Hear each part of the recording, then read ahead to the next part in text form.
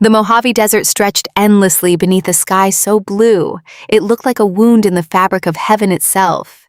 Heat shimmered across the basin floor in waves that bent light and distorted distance, turning the world into something uncertain, something dangerous.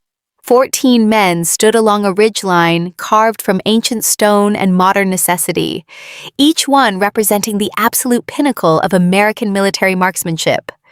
Delta Force operators with kill counts, measured in double digits. Navy SEAL Team's 6 snipers who had ended high-value targets from distances most men could not even see. Marine Scout snipers whose precision had turned the tide of battles from Fallujah to Helmand Province. Army Rangers who could thread a needle through chaos and call it Tuesday. They had come to the Mojave on a January morning when the rest of America was waking to coffee and complaint. And they had come for one reason only: to attempt the impossible, to push the boundaries of ballistic science and human capability to a place where physics itself seemed to hold its breath. 4,200 meters, nearly 2.5 miles, a distance where the curvature of the Earth became a mathematical reality, where the Coriolis effect turned bullets into travelers through space and time, where wind was not just wind, but a living thing with moods and intentions. The rifle waiting for them gleamed like a promise under the desert sun. Macmillan T, a C-50X, prototype, classified, built with tolerances measured in microns and dreams measured in blood. 50 caliber rounds that could punch through engine blocks sat in neat rows beside the firing position, each one a small monument to American engineering, and the persistent human belief that there was no distance too far, no target too small, no challenge too great for men who had sworn an oath and meant it. Master Sergeant Victor Kane stood at the head of the line, arms crossed over a chest that had stopped shrapnel in 3 different countries. 42 years old, Navy SEAL instructor with the kind of reputation that preceded him, like weather. 4 combat deployments, 2 Bronze Stars, 1 Silver Star he never talked about because the mission was still classified and would remain so until men in suits decided the truth could finally see daylight. He wore Oakley sunglasses that hid eyes the color of winter ocean.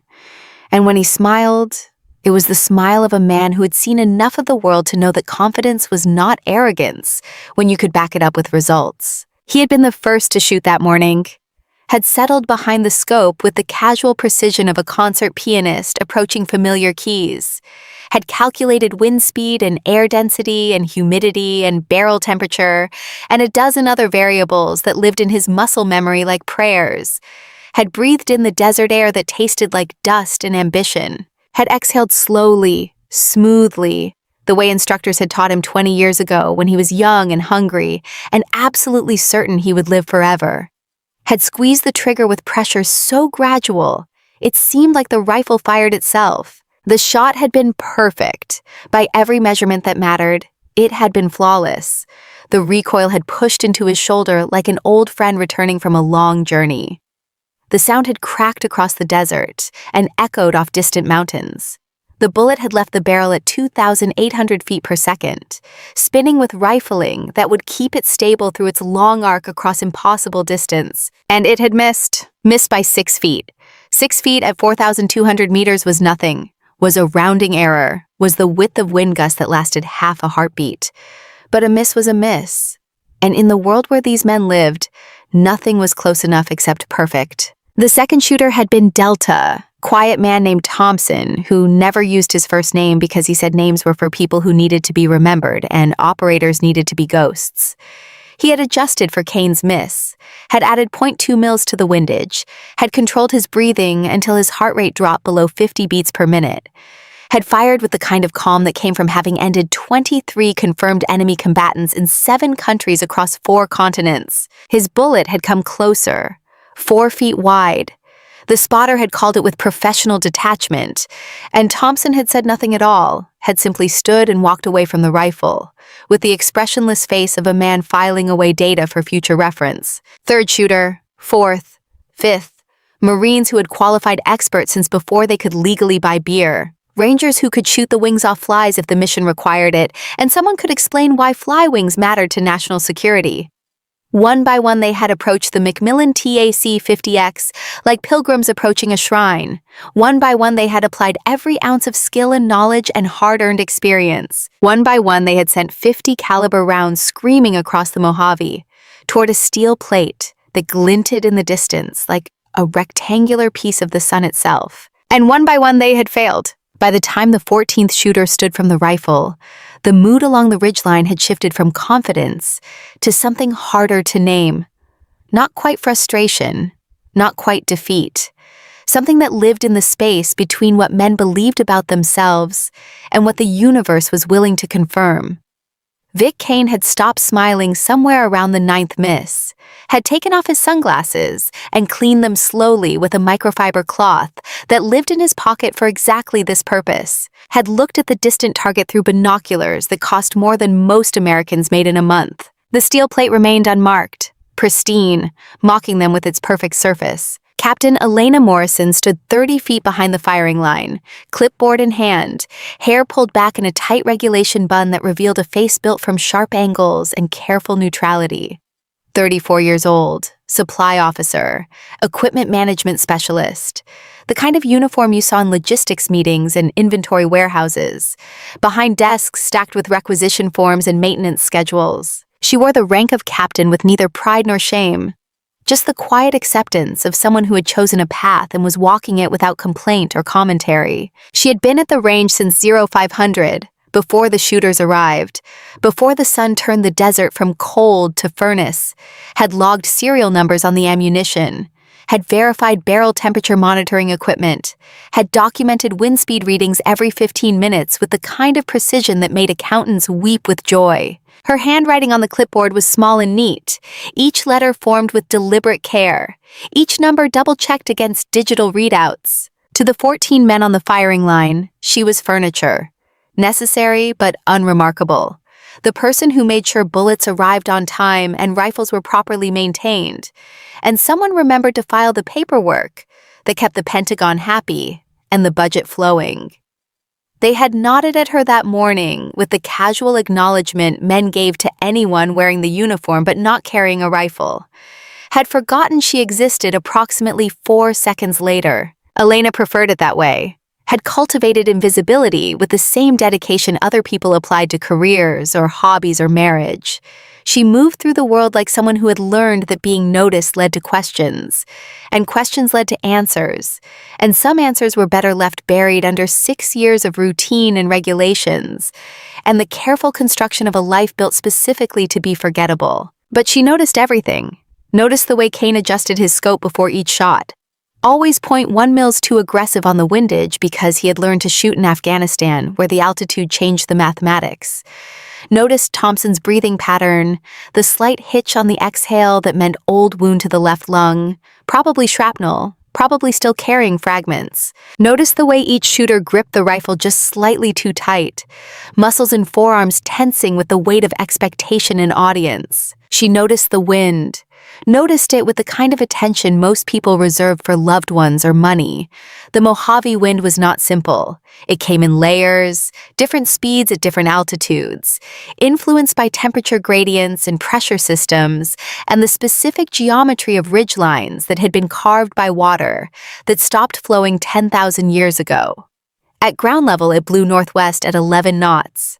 At 50 feet, it shifted to north-northwest at 13. At 100 feet, where the bullet would spend most of its flight time, it averaged 12.4 knots with gusts to 15. She had not written these numbers on her clipboard, had simply held them in her head the way other people held phone numbers or birthdays, had calculated the ballistic impact automatically, unconsciously, the way pianists hear chord progressions in traffic noise. Vic Kane walked to the edge of the ridge and stared at the target through his binoculars one more time, as if looking harder would reveal some secret the first 13 looks had missed. His jaw worked sideways, grinding teeth with the slow rhythm of a man chewing on failure and finding it bitter. He lowered the binoculars and turned to address the gathered shooters with the voice of someone delivering news he wished he did not have to speak. "Physics does not lie, gentlemen." He let the words hang in the desert air like smoke. This range is at the absolute edge of what is possible with current technology and human capability. Maybe beyond that edge. No shame in admitting when the universe says no. One of the Marines, young corporal with the kind of face that belonged in recruiting posters, shook his head slowly. 4,200 meters, 2.6 miles. I have made shots at 3,000. Hell, Kane, you have made shots at 3,200. What is different here? Kane smiled without humor. Everything. At 3,000 meters, you are still in the realm of predictability. Wind is wind. Drop is drop, spin drift follows the tables. But push beyond that, and you enter chaos theory territory. Tiny variables cascade into massive effects. A butterfly flaps its wings in China, and your bullet misses in California. The shooters laughed, but it was the kind of laughter that came from recognizing truth dressed up as humor. They had all felt it. The sense that beyond a certain distance, marksmanship stopped being skill and started being prayer. Thompson spoke up from his position leaning against a Humvee, voice quiet and measured. So what do we tell the program managers? That the TAC-50X is a beautiful piece of engineering that cannot actually do what we need it to do? Kane shrugged. We tell them the truth. The weapon system is flawless. The ammunition is flawless. The environment is as controlled as we can make it. But there are limits to what flesh and blood can accomplish, and we found that limit today at 4,194 meters, give or take. More laughter, harder this time, the kind of sound men made when facing the gap between what they wanted to be and what they actually were. Elena listened to all of this without looking up from her clipboard. Her pen moved across the page in small, precise marks, documenting temperature readings and barrel cool-down times and ammunition lot numbers. But her thumb tapped against the metal clip at the top of the board. 3 taps, pause, 3 taps, pause, the rhythm of controlled breathing. The pattern she had learned so long ago, it felt like another lifetime, another person, another world entirely. Behind her eyes, unbidden and unwelcome, memory flickered like damaged film. Syria, night falling over desert that looked nothing like the Mojave and everything like it. Temperature dropping 20 degrees in 20 minutes. Stars so bright they seemed close enough to touch. Radio chatter in her ear, calm professional voices reporting positions and status, and the 1,000 small details that kept operations running smooth. She had been on a ridge then too. Different ridge, different country, same wind playing the same ancient games with ballistics and fate. Her rifle had been a different model, but the mathematics were universal. Distance to target, 3,900 meters. Wind northwest at 14 knots. Temperature 52 degrees Fahrenheit. Humidity 38%. Barometric pressure 29.87 inches. She remembered the numbers the way other people remembered wedding vows. Remembered the feeling of the rifle stock against her cheek, cool and solid and real. Remembered her breathing slowing until each heartbeat felt like a drum in a cathedral. Remembered the voice on the radio, CIA case officer named Martinez, saying they were pinned down, 8 souls against 40-plus enemy fighters, ammunition running low, air support 20 minutes out, which might as well have been 20 years. Remembered the shot, the impossible shot, the shot that saved 8 people she had never met. Remembered what came after, the explosion of return fire, the enemy force converging on her position because muzzle flash at night was a beacon that said, "Here, she is here, come and end her." Remembered her team moving to extract her, 4 of the best soldiers she had ever known, coming through hell to pull her out. Remembered Lieutenant Thomas Hendricks taking the RPG round that had been meant for her. Remembered the way radio chatter turned to screaming, turned to static, turned to silence. Remembered 4 flag-draped coffins at Dover Air Force Base, and a general telling her she had saved 8 lives and she had wanted to spit in his face and scream that she had murdered 4. Elena blinked. The Mojave came back into focus. The ridgeline, the shooters, Vic Kane still talking about physics and limitations. Her clipboard in her hands, pen still moving across the page like nothing had happened inside her head. Her thumb had stopped tapping. Kane turned toward her then, as if suddenly remembering she existed. His smile was different now, had an edge to it, the kind of smile men wore when they were about to say something they thought was funny and was actually just mean. "Maybe we need a fresh perspective, Captain." He raised his voice so all 14 shooters could hear. Someone who is not carrying the weight of ego and reputation. Someone who can approach this with beginner's mind. Elena looked up from her clipboard. Her face remained neutral, carefully blank, the expression she had practiced in mirrors until it became default. "Yes, Master Sergeant." Kane's smile widened. "You have logged every round we have fired today. You have documented every variable. You probably know more about the conditions right now than any of us. Care to give it a try?" The laughter started before she could answer. Not cruel exactly, but not kind either. The laughter of men who lived in a world where certain things were possible and certain things were not. And a supply officer making a 4,200-meter shot fell firmly in the category of fantasy. Thompson shook his head. "Come on, Kane. That is not fair." Kane held up his hands in mock innocence. "I am completely serious. Captain Morrison has been out here all morning. She has a scientific mind, fresh eyes, no bad habits. Who knows? Maybe she sees something we missed." Another ripple of laughter. The young Marine corporal grinned and nudged his spotter. "This I want to see. Supply versus SEAL Team 6. Elena stood very still. Inside her chest, something old and buried stirred like a sleeper waking from restless dreams. She had built walls, had constructed them brick by brick over 6 years of requisition forms and inventory checks, and the blessed monotony of a life where no one died because of choices she made. Had reinforced those walls every day with routine and regulation and the careful practice of being unremarkable. Vic Kane had just put a crack in those walls, not deliberately. He had no idea what he was doing. Thought he was making a joke, thought he was lightening the mood after 14 failures, had no concept that he was offering a match to someone who had been standing in gasoline for 6 years. She should decline, should smile politely and say something about not being qualified and let the moment pass like all the other moments she had let pass. Should keep her head down and her history buried and her hands clean of anything that looked like the person she used to be. Should. But the wind shifted slightly, dropping half a knot, and some part of her that lived deeper than thought calculated the ballistic change automatically.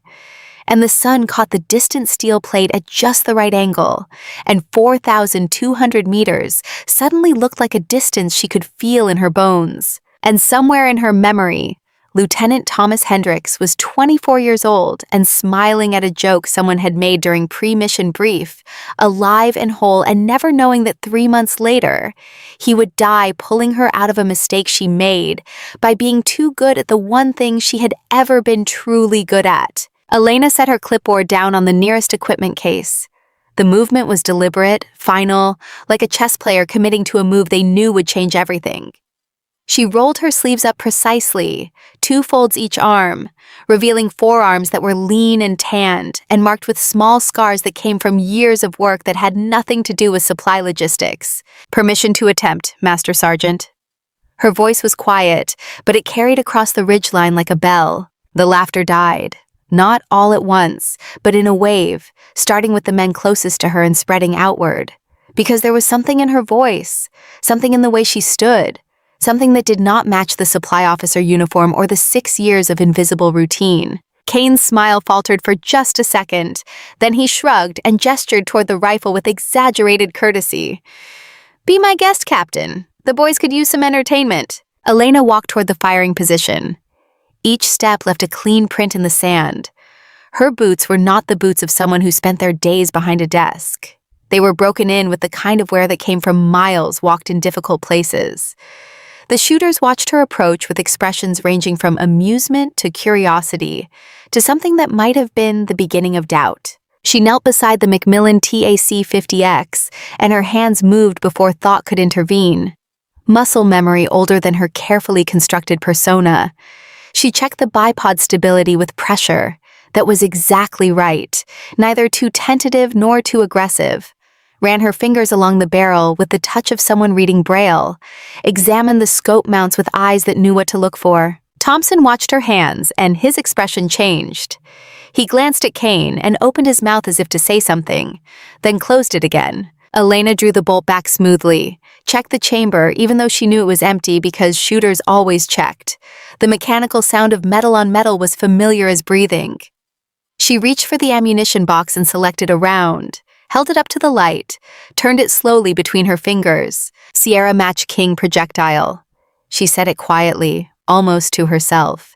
750 grain. Boat tail hollow point. This particular lot runs 2 grains heavy. Noticed it on round 4. The ridgeline went very quiet. She set that round aside and selected another, inspected it with the same careful attention, then loaded it into the chamber, closed the bolt with a motion so smooth it barely made sound, drew the rifle into her shoulder with the kind of fit that spoke of thousands of hours behind a scope. Kane stepped closer. His smile was completely gone now.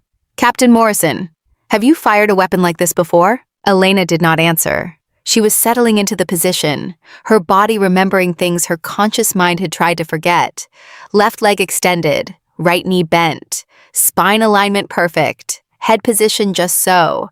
Her cheek found the stock like coming home. Her left hand adjusted the rear monopod with micro movements, finding the exact height that felt right. Her right thumb clicked the safety off with casual precision. Her breathing slowed. The desert wind touched her face, and she read it without thought, felt the speed and direction and the slight variation that meant thermal activity from the sun-heated rocks 200 meters northwest. She looked through the scope, and the world narrowed to glass and reticle in distance. 4,200 meters. The steel plate swam in heat mirage, distorted and wavering, barely real. At this magnification, she could see the impacts from the previous 14 shots, small bright marks in the sand beyond the target where bullets had struck after missing. Her heartbeat slowed, 56 beats per minute, then 52, then 48.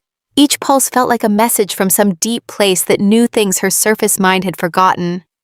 The voice in her head that did calculations was not her voice. Was the voice of instructors long dead or retired. Was the voice of a person named Echo 7, who had ceased to exist one night in Syria, when 4 good people died for a shot she should never have taken. Wind northwest, 12.3 knots. Distance 4,187 meters based on laser rangefinder. Temperature 78 degrees Fahrenheit. Humidity 31%. Barometric pressure 29.91 inches. Coriolis effect at this latitude 0.32 mils right. Spin drift 0.28 mils right. Total windage correction 1.6 mils left. Elevation correction 112.4 mils up. She made the adjustments without conscious thought. Her fingers moved on the turrets like a safecracker opening a lock-through feel alone. Click, click, click, each adjustment precise, each movement certain. Behind her, the 14 shooters watched in absolute silence. Thompson's mouth was slightly open. The young Marine corporal had forgotten to breathe. Vic Kane stood frozen, his mind trying to process what his eyes were showing him and failing to make the pieces fit. Elena's finger found the trigger, rested there, not pressing, just touching. Building the relationship between flesh and metal that would end in fire and physics, and a bullet traveling faster than sound across a distance that should have been impossible. She exhaled slowly, the natural pause between breaths, the moment when the body was most still, the tiny window when everything aligned. She pressed. The rifle thundered, 50 caliber fury turning powder into pressure, into violence, into motion. The recoil slammed into her shoulder, and she absorbed it perfectly. Her body a machine designed for exactly this purpose. The muzzle blast kicked up a perfect ring of dust. The sound crashed across the Mojave and echoed off distant mountains like the voice of something ancient and terrible waking from sleep. The bullet left the barrel spinning at 280,000 rotations per minute, left at 2,820 feet per second, began its long arc across physics and faith, rose on the thermal currents, drifted left in the wind, dropped on the curve of its ballistic trajectory like a stone thrown by God. 4.3 seconds of flight time. 4.3 seconds where 14 of America's finest marksmen held their breath and wondered if they had just witnessed something impossible, or something that would make them question everything they thought they knew about their own capabilities. The sound reached them before they saw impact, a distant, pure, metallic ping that carried across the desert like a bell rung in an empty church. Dead center. The spotter behind the high-power scope on the observation post blinked 3 times, lowered his eye from the glass, looked at the men around him, raised his eye back to the scope as if expecting the hole in the steel plate to have disappeared like a mirage. It had not disappeared. His voice came across the radio net with the flat professional tone of someone reporting facts that made no sense. Hit. Dead center, correction, perfect center, 0 deviation. No one moved. The wind blew across the ridge and carried away the gun smoke and left only silence. Elena engaged the safety, drew the bolt back. The spent casing ejected and landed in the sand with a small sound that seemed impossibly loud. She stood smoothly, stepped away from the rifle with movements that were calm and controlled, and completely at odds with what had just happened. Vic Kane found his voice first. It came out rough, scraped raw by shock.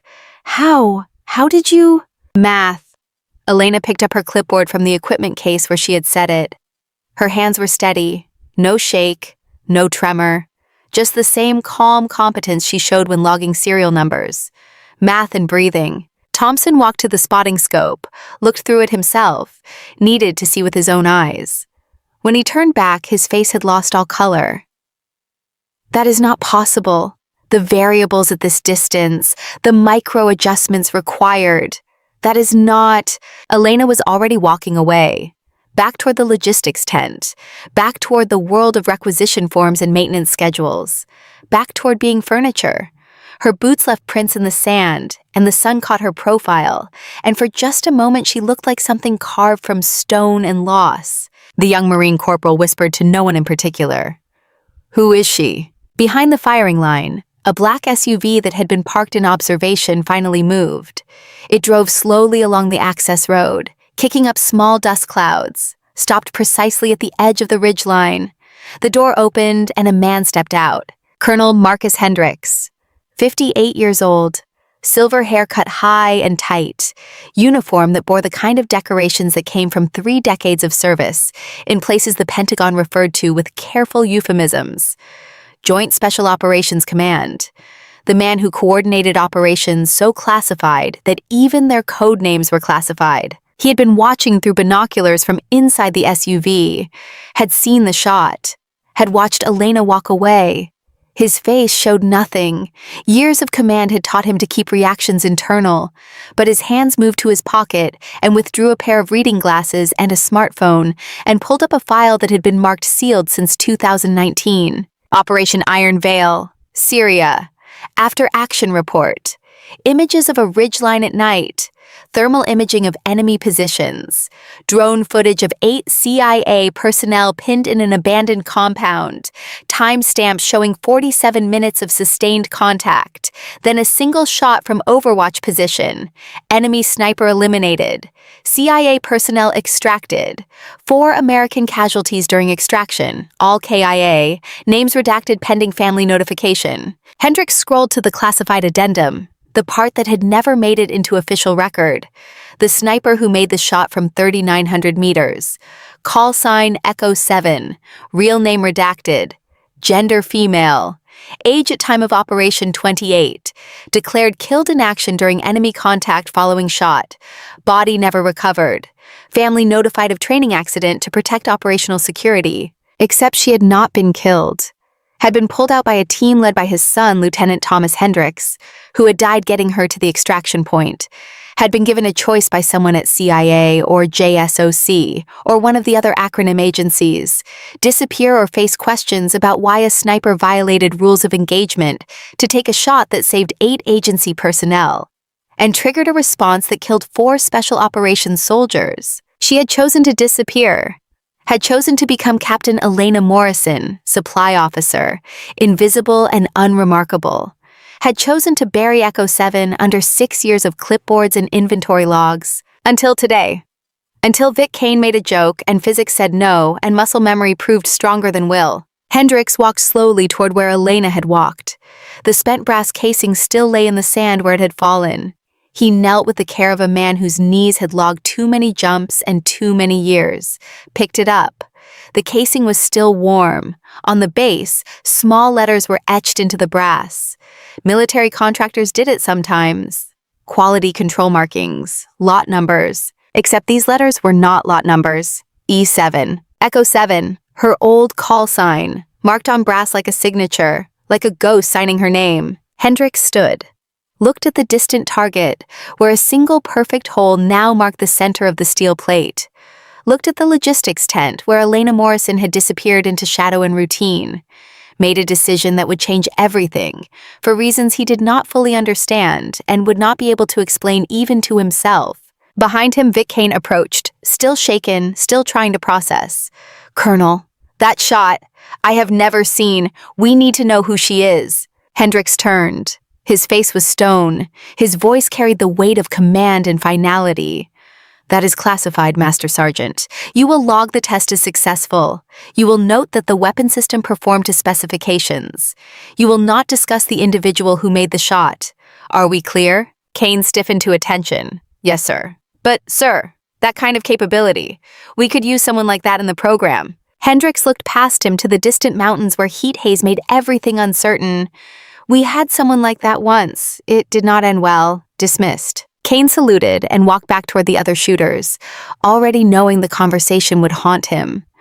Already knowing he would spend years wondering who the quiet supply officer really was. Hendricks stood alone on the ridgeline, holding a spent casing marked with letters that should not exist.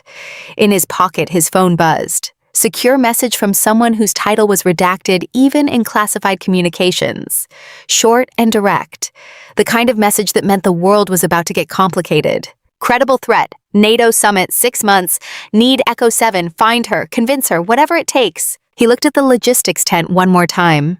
Watched Elena Morrison emerge carrying a clipboard and a box of ammunition that needed to be logged and stored. Watched her move through the world like someone who had perfected the art of not being seen. 6 years she had been invisible.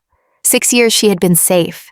6 years she had been running from the shot that saved 8 and killed 4. Hendricks deleted the message, pocketed the casing, started walking toward the tent where a ghost lived in the skin of a supply officer, and thought she could hide forever from the thing she was built to do. The Mojave wind blew across the firing line and carried away the last traces of gun smoke.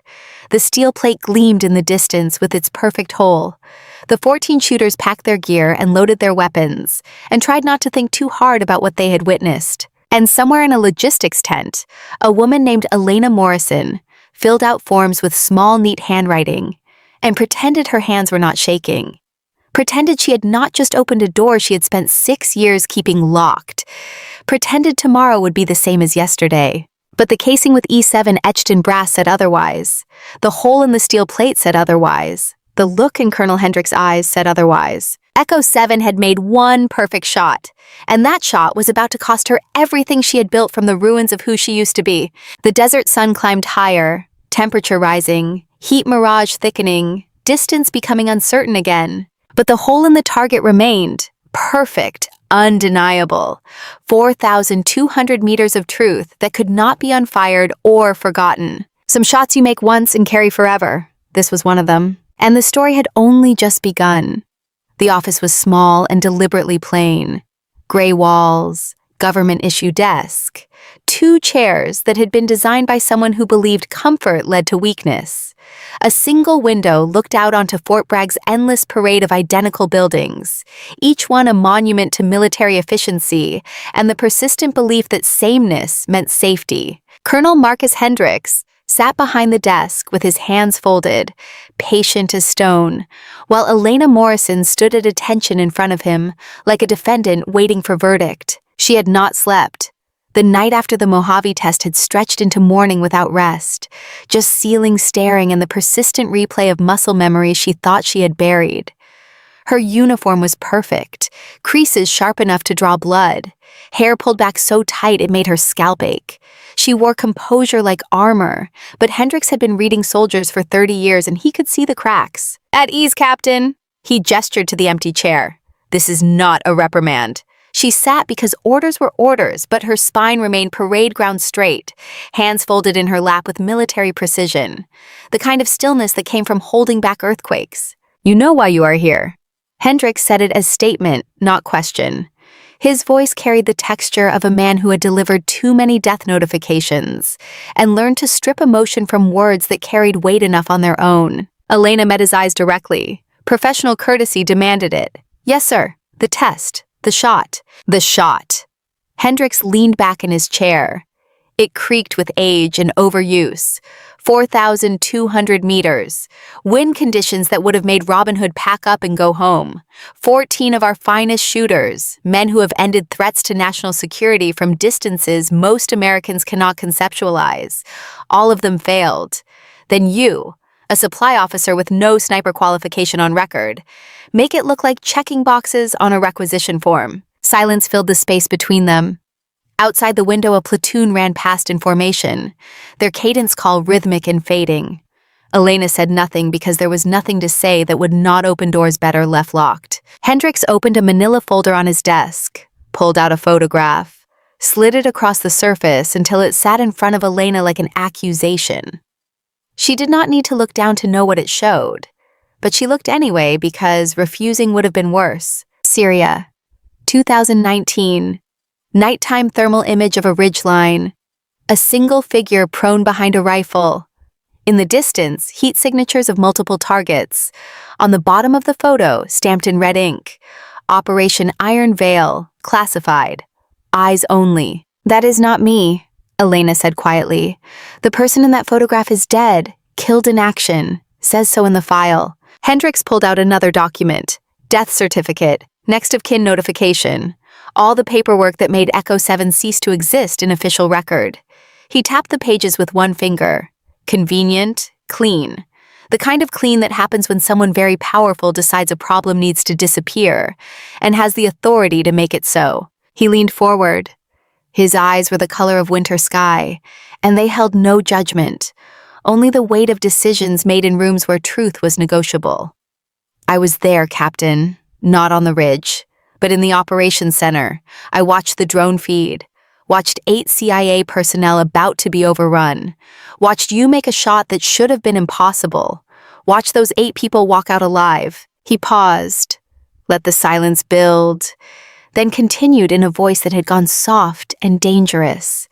I also watched the after action, watched enemy forces converge on your position, watched 4 Delta operators move to extract you, watched my son, Lieutenant Thomas Hendricks, take an RPG round that turned him into memory and funeral, and a folded flag I keep in my study, because I cannot bear to look at it and cannot bear to put it away. Elena's hands tightened in her lap, the only movement she allowed herself. I know, sir. Do you? Hendricks' voice had no inflection, just flat statement. Do you know that I have spent 6 years wondering if that shot was worth 4 lives? If saving 8 strangers was worth losing my son? If the mathematics of that trade made any kind of moral sense, or if it was just chaos dressed up as heroism? The words hit like body blows, but Elena kept her face neutral. She had asked herself the same questions in the dark hours of too many nights, had done the arithmetic of souls and found no equation that balanced, had tried to disappear into supply logistics because counting bullets was simpler than counting the cost of using them. I gave the order, sir. She said it clearly, without excuse or deflection. I violated rules of engagement. I took a shot I was explicitly told not to take. 8 people lived because of it. 4 people died because of it. That is the truth. I do not expect you to forgive it. I have not forgiven it myself. Hendricks studied her for a long moment. Then he did something unexpected. He smiled. It was small and sad and carried the weight of shared understanding. Good. If you had tried to justify it, I would have walked out of this office and let you finish your career filing paperwork. But you own it. That means you understand the cost. That means I can trust you with what comes next. He pulled out another folder, thicker than the first, stamped with classifications that required clearances Elena no longer held. He opened it to reveal satellite imagery, intelligence summaries, threat assessments dense with redacted text. NATO Summit, Washington, D.C., 6 months from now. Every major alliance leader in one location. State Department calls it historic. Joint Special Operations Command calls it a nightmare. He pushed a photograph across the desk. The man in the image had dark eyes and a face that carried the kind of calm that came from absolute certainty. Khalid Abbas, former Iraqi army. Radicalized after Fallujah. Current leader of an organization we call Directorate. They are not interested in car bombs or suicide vests. Too crude, too random. Abbas believes in precision, in sending messages that cannot be ignored. What kind of messages? Elena looked at the photograph and felt something cold move through her chest, the kind delivered from 4,000 meters. Hendricks tapped another document. We have signals intelligence suggesting Directorate has been recruiting. Former military snipers, disaffected operators who got out and found civilian life lacking. Men who were very good at killing and miss it. We believe they have 40-plus assets positioned or preparing to position in the DC area. 40. Elena said the number like it was a prayer for the dead. Give or take. Hendricks closed the folder. We need someone who can think like them, anticipate their planning, train a team to counter what might be the most sophisticated terror operation ever attempted on American soil. He looked at her directly. We need Echo 7. Echo. 7 is dead, sir. You have the death certificate. Elena gestured to the folder. Send someone else. You have an entire special operations community to draw from. I have 14 men who missed a target at 4,200 meters. Hendricks' voice went hard. I have conventional snipers who are excellent at their job within conventional parameters. What I do not have is someone who can operate in the space between possible and impossible. Someone who has made shots that physics says should not work. Someone who understands that sometimes the rules exist to be broken when lives hang in the balance. He stood, walked to the window, looked out at Fort Bragg going about its daily business of preparing young men and women to face terrible things with courage and training. You are not the only person who lost something in Syria, Captain, but we do not get to stay in the grief. The world keeps turning, threats keep emerging, and sometimes the universe puts someone in a position where they are the only one who can do what needs doing. And the moral luxury of saying no does not exist. Elena sat very still. Inside her chest, something that felt like anger and sorrow and bitter recognition fought for dominance. You are ordering me. I am asking you. Hendricks turned from the window. The difference matters. If I order you, you will do it because you are a good soldier and orders are orders. But you will resent it. You will hold back. You will count days until you can return to your clipboards and requisition forms. If you choose it, if you own it the way you owned Syria, then maybe we have a chance. And if I say no? Hendricks shrugged. Then you say no. I will find someone else, train them as best I can, hope it is enough. He met her eyes, but we both know it will not be. And when the news shows casualties from whatever happens at that summit, you will know that you could have prevented it and chose not to. You will add those deaths to the ones you already carry. The mathematics will get worse, not better. Not. It was manipulation. Transparent and deliberate. Elena recognized it for exactly what it was. But recognition did not make it less effective. She had carried 4 coffins for 6 years. The thought of adding more made something in her chest compress until breathing felt like work. How long do I have to decide? You decided the moment you made that shot in the Mojave. Hendricks sat back down, picked up a pen, signed a document with the flourish of someone who had done this too many times. You start Monday, Fort Bragg, Special Projects Building. You will have 8 trainees, hand-picked, various backgrounds. Your job is to turn them into the kind of shooters who can stop what is coming. Elena felt the walls closing in, felt the careful life she had built starting to collapse like a house made of cards and good intentions. What if I cannot do it? Then we are all in trouble. Hendricks held out the folder. This is yours. Study it. Learn it. Sleep with it under your pillow if you have to. You have 6 months to build a team that can face 40-plus enemy snipers in an urban environment with civilian presence and political stakes that make conventional response impossible. She took the folder. It was heavy, the weight of paper and ink and classified photographs of people who wanted to send messages written in blood and terror. She stood because the meeting was clearly over, and staying meant more questions she did not want to answer. One more thing. Hendricks' voice stopped her at the door. My son, Thomas. Before he died, he radioed back to Operations Center. Last thing he said was, tell Echo 7 she made the right call. Those 8 lives mattered. Tell her I would do it again. Elena's hand tightened on the folder until her knuckles went white. Why are you telling me this? Because you need to know that not everyone blames you. Hendricks looked down at his desk. At the paperwork that never ended. I blamed you for 6 years. But Thomas did not. He chose to go get you. Made that choice knowing the risks. You do not get to take that choice away from him by carrying it as your sin. He made his call. You made yours. We live with the consequences. The words should have brought comfort. Instead, they felt like another kind of weight. Different shape, same heaviness. Elena nodded once and walked out of the office into the North Carolina morning that smelled like cut grass and the persistent ghosts of every soldier who had trained on these grounds and gone to places where training met reality and sometimes broke against it. She had 3 days before Monday. 3 days to prepare herself for returning to a world she had spent 6 years escaping. She spent them in her small quarters reading the folder until she could recite threat assessments from memory. Spent them on the range after hours, alone, relearning the language of rifles and wind. Spent them lying awake at night wondering if Hendricks was right that she had already decided, or if there was still time to run and keep running, until the world forgot her name. Monday came anyway. Time had a way of doing that. The Special Projects Building sat at the edge of Fort Bragg, isolated from the main training areas by design and necessity, the kind of place where things happened that did not make it into official record.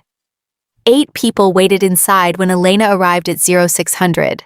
7 men, 1 woman, ages ranging from 26 to 38.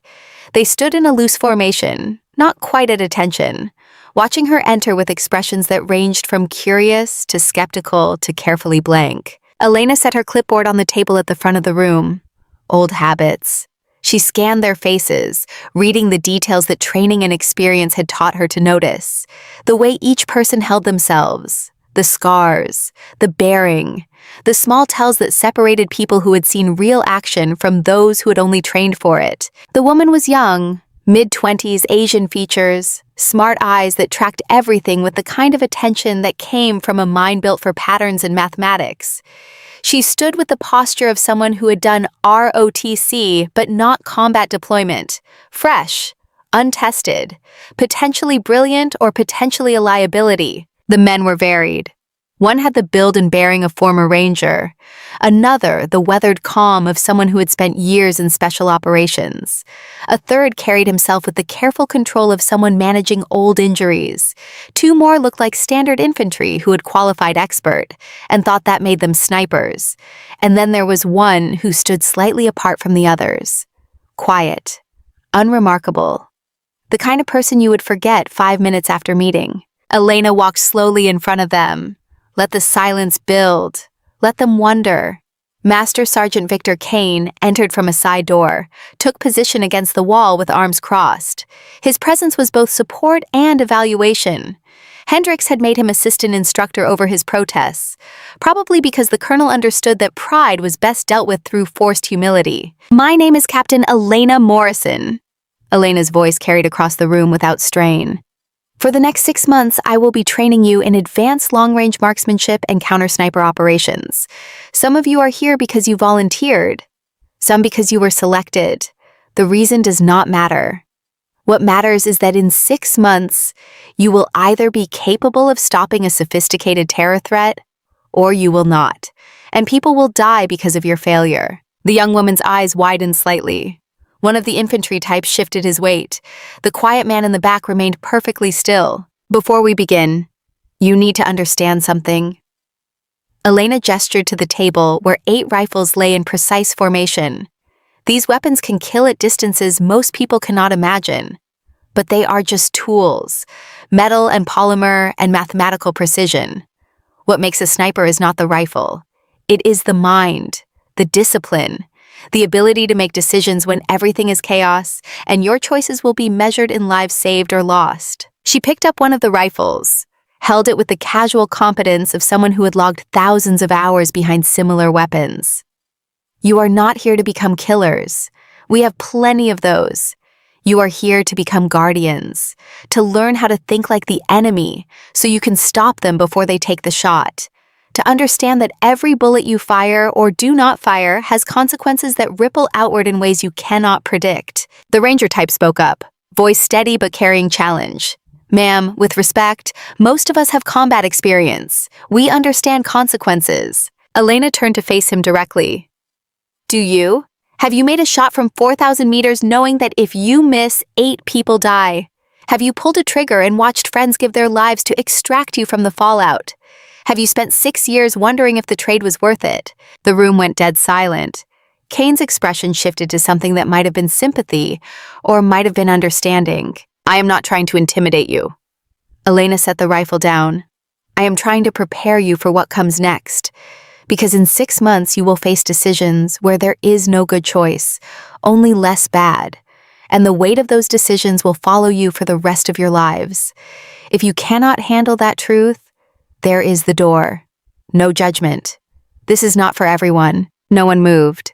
The young woman's jaw set with determination. The quiet man in the back tilted his head slightly, studying Elena with new interest. The ranger's challenge dissolved into attention. Good. Elena pulled out a folder. Inside were photographs of the 8 trainees, background files, service records, things Hendricks had compiled. She had studied them until she could recite details from memory. She pointed to the young woman. Lieutenant Sarah Chen, MIT graduate, degree in applied mathematics, ROTC commission. No combat deployments. You are here because someone thinks you can calculate shots faster than computers. Is that true? Sarah straightened. Yes, ma'am. I have developed algorithms for ballistic prediction that improve on current military models by 14%. Elena nodded. Math is useful, but math will not tell you whether to shoot the terrorist with a bomb or the sniper aiming at your teammate. Math will give you probabilities, not answers. We will work on that. She moved to the ranger. Sergeant First Class Marcus Webb, 3 deployments, Afghanistan and Iraq, expert marksman qualification, 2 confirmed kills at 800 meters. You are here because you think you understand combat shooting. I do, ma'am. Webb's voice carried confidence. You understand infantry combat shooting? Elena's tone remained neutral. Short to medium range, targets that shoot back immediately. Urban environments with close support. Long-range precision is different. You will spend hours or days in position, alone or with one spotter, making decisions without backup or quick reaction force. If you are used to kinetic action, the waiting will break you before the shooting does. Webb said nothing, but something in his expression shifted. Recognition or concern or both. Elena continued down the line. Each trainee got a similar assessment, direct, unflinching, designed to strip away illusions and establish that this training would not be like anything they had experienced before. When she reached the quiet man in the back, she paused. Sergeant Dylan Cross, Army Intelligence, Signals and Human Intelligence background, speaks 4 languages including Arabic and Farsi. No sniper training. Qualified marksman, but nothing special. He met her eyes and something passed between them. Some flicker of recognition or assessment that lasted less than a second, but felt significant. Why are you here, Sergeant? Dylan's voice was quiet, measured. Because someone thinks intelligence background matters as much as trigger time, ma'am. Understanding the enemy is half the battle. And the other half? Elena watched him carefully. Putting rounds on target when it counts. He smiled slightly. I am a fast learner. You will need to be. She moved on, but filed away the interaction. Something about Dylan Cross felt off. Not wrong exactly, just not quite right. The kind of instinct that came from years of reading people in situations where reading wrong got you killed. The training began that afternoon. Elena did not start with shooting, started with observation, took the 8 trainees to an empty field, and had them lie prone for 2 hours watching a tree line 400 meters distant. Told them to count everything that moved. Birds, squirrels, wind patterns in the grass, the way shadows shifted as clouds passed overhead. Sarah Chen lasted 40 minutes before frustration made her fidget. Webb made it 90 minutes before his infantry training made him ask what the point was. The others fell somewhere in between. Only Dylan Cross remained perfectly still for the full 2 hours, his breathing slow and controlled, his attention never wavering. When the exercise ended, Elena had them report what they saw. The answers ranged from accurate to wildly wrong. Sarah had counted birds, but missed the deer that walked through the tree line at the 90-minute mark. Webb had noticed the deer, but not the man in camouflage who had been positioned there the entire time as part of the test.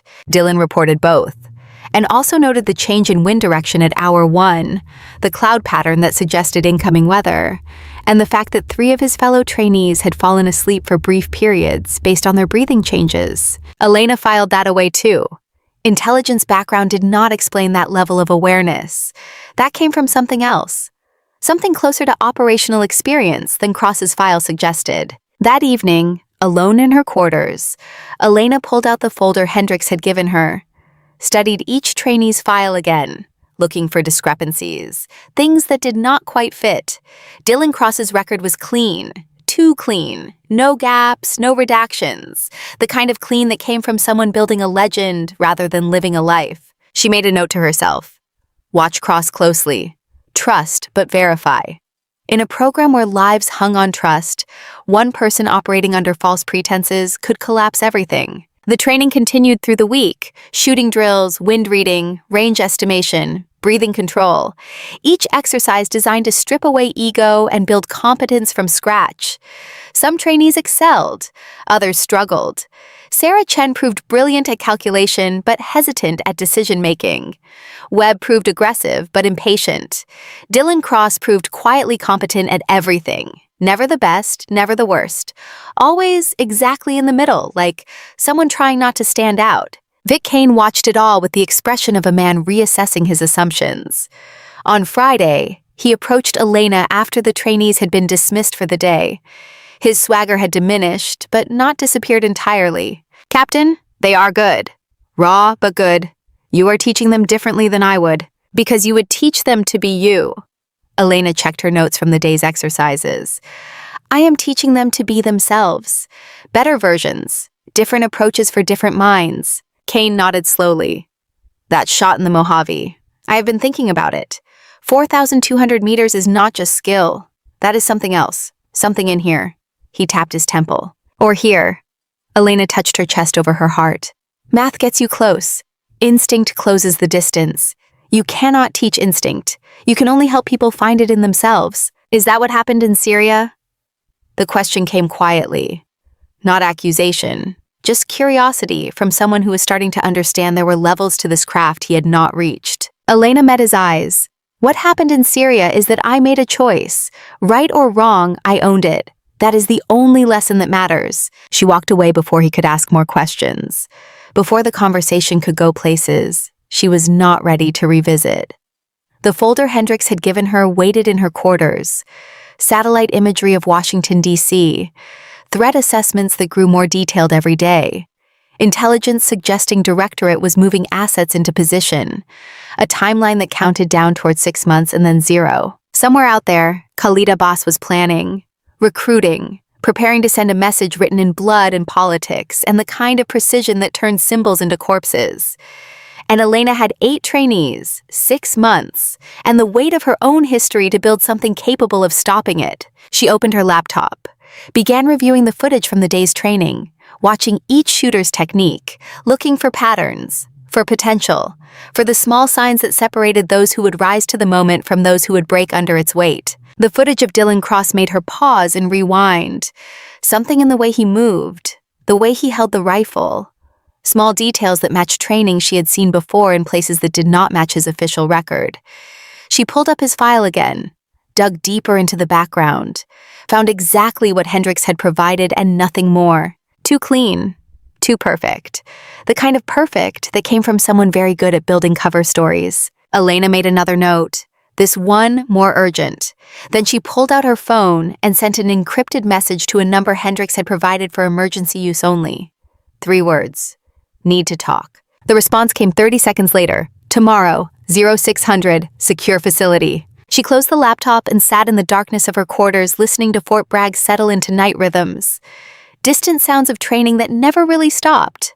The rumble of vehicles, the cadence calls of late-running formations, the persistent background noise of an army base preparing warriors for a world that required them. Outside her window, the North Carolina sky held stars that looked close enough to touch. The same stars that hung over Syria 6 years ago. The same stars that would hang over Washington, D.C. 6 months from now. Constant, indifferent. Witnesses to everything and nothing. Elena thought about Thomas Hendricks taking an RPG round meant for her. Thought about his last words relayed through his father's grief. Thought about 8C, a personnel whose name she did not know walking away from a firefight because she broke rules of engagement. Thought about 40-plus enemy snipers positioning themselves for an attack that would redefine terror in America. Thought about Dylan Cross and the way he moved like someone who had done this before in places that left no official record. Thought about the shot she had made in the Mojave, and the door it had opened, and the path it had forced her back onto. Some choices you make once, some you make over and over every day. Elena had thought she made her choice 6 years ago when she disappeared into supply logistics and clipboards and the blessed anonymity of being unremarkable. But Hendricks was right. She had made her choice again the moment she stepped up to that rifle in the desert and let muscle memory override common sense. Had made it knowing that perfect shot would cost her the peace she had built from wreckage and good intentions. The stars wheeled overhead in their ancient patterns, indifferent to the weight of human choice, indifferent to the mathematics of levies saved and lost. Just light traveling through vacuum, arriving after journeys measured in years, bearing witness to a woman who could make impossible shots and could not escape the consequences of being that good at something the world needed done. Monday would come. The training would continue. Dylan Cross would reveal himself or not. The 6-month timeline would count down to 0. And somewhere in the darkness, Khalid Abbas was making his own calculations, planning his own shots, building toward a moment when precision would collide with catastrophe, and the only thing standing between success and horror would be 8 trainees, 1 haunted instructor, and the question of whether redemption was possible for people who carried the weight of perfect shots fired in imperfect moments. Elena closed her eyes, tried to sleep, failed. Opened them again to stare at the ceiling while her mind ran through variables and probabilities, and the persistent ghost of a question she could not answer. What if this time the mathematics did not balance? What if this time the shot was not enough? What if this time everyone died and it was her fault for trying? The night offered no answers, just stars and silence, and the slow countdown toward a reckoning she could not avoid. Some doors, once opened, could not be closed. She had opened this one in the Mojave Desert with a single perfect shot. Now she would have to walk through it into whatever waited on the other side. Ready or not, forgiven or not, Echo 7 had returned, and the world would not let her leave again. The secure facility sat 3 miles outside Fort Bragg's main gate, hidden behind chain link and razor wire, and the kind of bureaucratic camouflage that made it invisible to anyone not specifically looking. No signs, no markings, just a concrete building that could have been a water treatment plant or electrical substation, or any of the 1,000 anonymous structures that kept civilization running without fanfare or acknowledgement. Elena arrived at 0545, early enough to watch the sun paint the eastern sky in shades of red that old sailors would have called warning. Colonel Hendricks waited in a windowless room, lit by fluorescent panels that turned skin the color of old newspaper. He was not alone. 2 other people occupied chairs around a table that had seen enough classified briefings to have secrets worn into its surface grain. One was a woman in her early 50s, silver hair cut short, civilian clothes that said contractor or agency or someone who operated in spaces where uniforms were liability. The other was a man Elena recognized from photographs in the intelligence folder. Dr. James Wolfe, military psychologist, the kind who specialized in operators who had seen too much and carried it too well. Captain Morrison, Hendricks gestured to an empty chair. This is Sandra Reeves, CIA liaison to the Directorate Task Force, and you know Dr. Wolfe by reputation, if not in person. Elena sat, nodded to each in turn. Her expression remained neutral, but her instincts were firing warning signals. Psychologist meant evaluation. CIA meant complications. Early morning meeting in a secure facility meant something had shifted in the threat landscape, and she was about to find out how bad it had gotten. Reeves spoke first, voice carrying the flat effect of someone who dealt in unpleasant truths professionally. We have a problem. 3 days ago, signals intelligence intercepted communications between known directorate cells. Encrypted, but our people cracked it. The content was disturbing. She slid a tablet across the table. Elena picked it up and read transcript of a conversation in Arabic, translated to English with notations about confidence levels and probable meanings. The words made her blood run cold. The shadow has returned.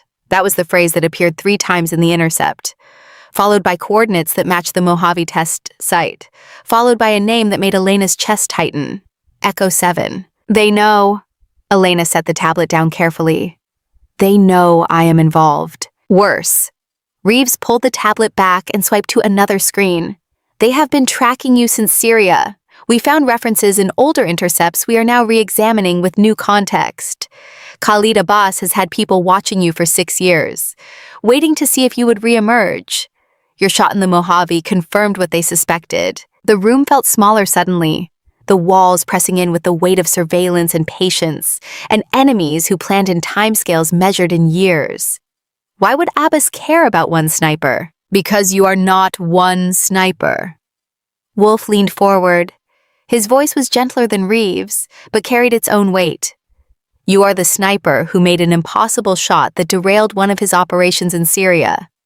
The CIA personnel you saved were about to be captured.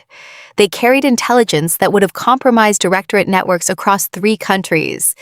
Your shot cost Abbas 2 years of work and 17 assets. He has been waiting for a chance at revenge. Hendricks took over. Which brings us to your team, specifically Sergeant Dylan Cross. Elena had known this was coming, but hearing it still felt like impact. What about him? Reeves swiped the tablet again. A photograph appeared. Dylan Cross in civilian clothes standing next to a man with Middle Eastern features, and the kind of eyes that had seen too much violence to register surprise at more. The background showed a cafe, somewhere urban, possibly Istanbul or Beirut. The timestamp read 8 months ago. That is Khalid Abbas. Reeves tapped the image. Your trainee and the man we believe is planning to attack the NATO summit. Together, in public, looking very friendly. Elena studied the photograph with the attention she gave to targets at extreme range. The body language, the casual proximity. The way they sat suggested familiarity, not a chance meeting. Her mind raced through implications and probabilities. Cross is a plant, working for directorate. You knew this when you assigned him to my team. We suspected. Hendricks corrected. The photograph came from Turkish intelligence 2 weeks ago. We have been running traces since then. Dylan Cross exists. His service record is real. But there are gaps, periods where his location cannot be fully verified. Times when someone with his skill set could have been operating under different auspices. So you put him in my program. Elena kept her voice level, but anger simmered underneath. Used my team as bait. Used me as bait. We put him somewhere we could watch him. Reeves met her eyes without flinching. And yes, we are using you as bait. Echo 7 returning to active duty is exactly the kind of development that would make a boss show his hand. Cross is our link to him. Through Cross, we can map the network, identify other assets, potentially prevent the attack before it happens. And if Cross decides to put a bullet in my head during training, Elena said it flatly, that also maps the network. Dr. Wolf intervened. That is where I come in. I have been observing your training sessions remotely, watching Cross specifically. His behavior does not match someone preparing to commit violence. He is cautious, yes, but not hostile. If anything, he seems conflicted. Conflicted how? Elena looked at the psychologist with new attention, like someone trying to decide which side of a line to stand on. Wolf pulled up notes on his own tablet.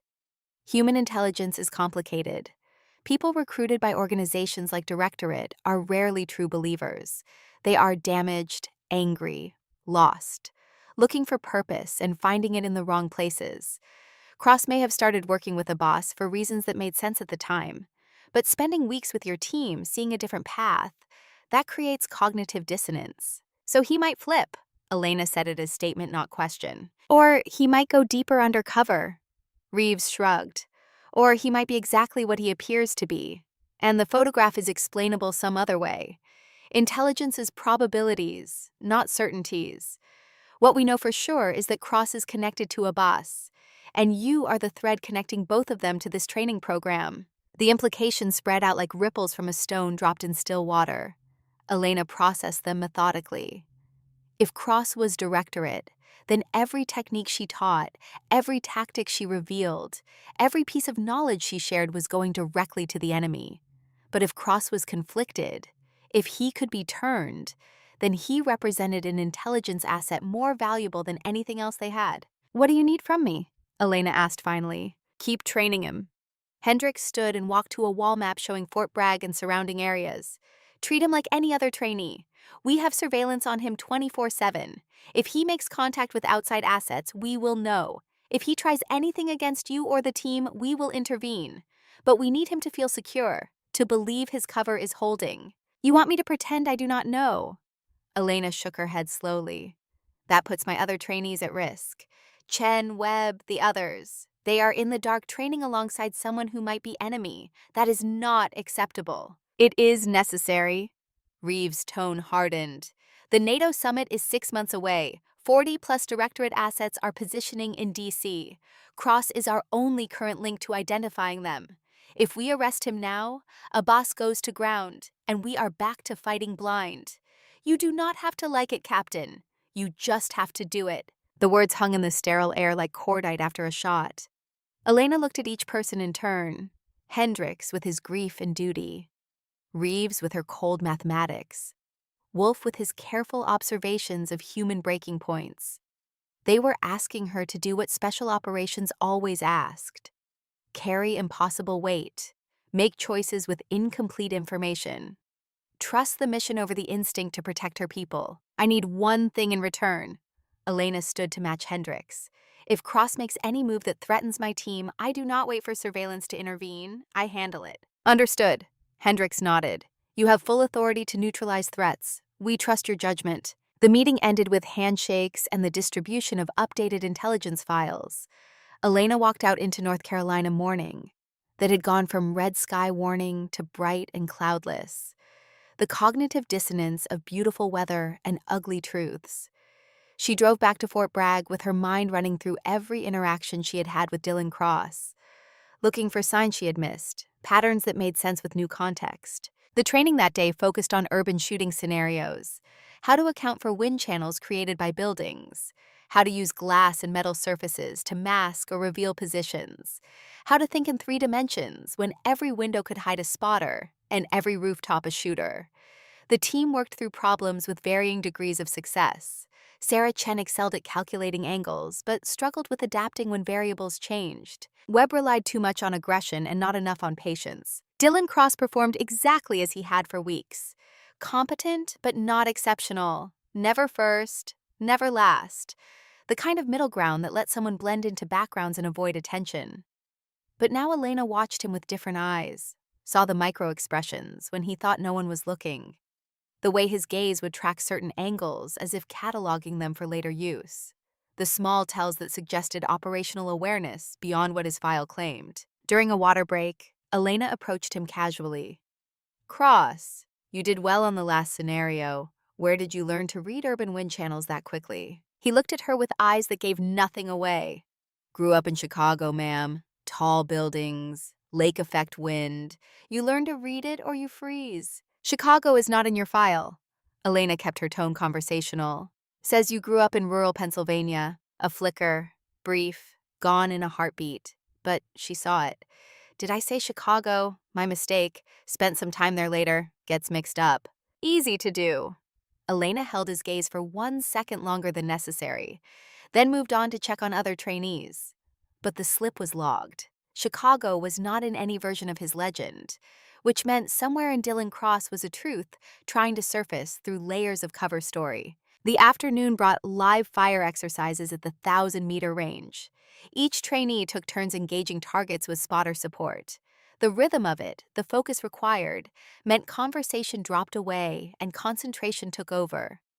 Elena watched from the observation point, marking scores, noting tendencies, cataloging the small improvements and persistent weaknesses that would determine who survived what was coming. Vic Kane joined her, binoculars in hand. Chen is getting better at decision-making. Still hesitates, but not as much. She will improve or she will not. Elena did not look away from the range. Some things you cannot teach. You can only create conditions where people teach themselves. Philosophy. Kane lowered his binoculars. You sound like my old instructor at sniper school. Man used to say shooting is 10% trigger time, 90% time inside your own head. Smart man, was he good? Best I ever saw. Until you. Kane said it without the edge of competition that used to color his voice. That shot in the Mojave changed how I think about this craft.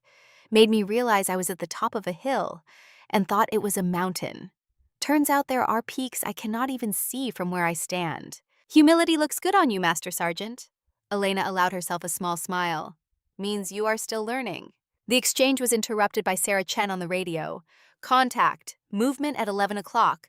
300 meters. Not a target. Elena swung her binoculars to the indicated position. saw immediately what Chen had spotted: a figure moving through scrub brush.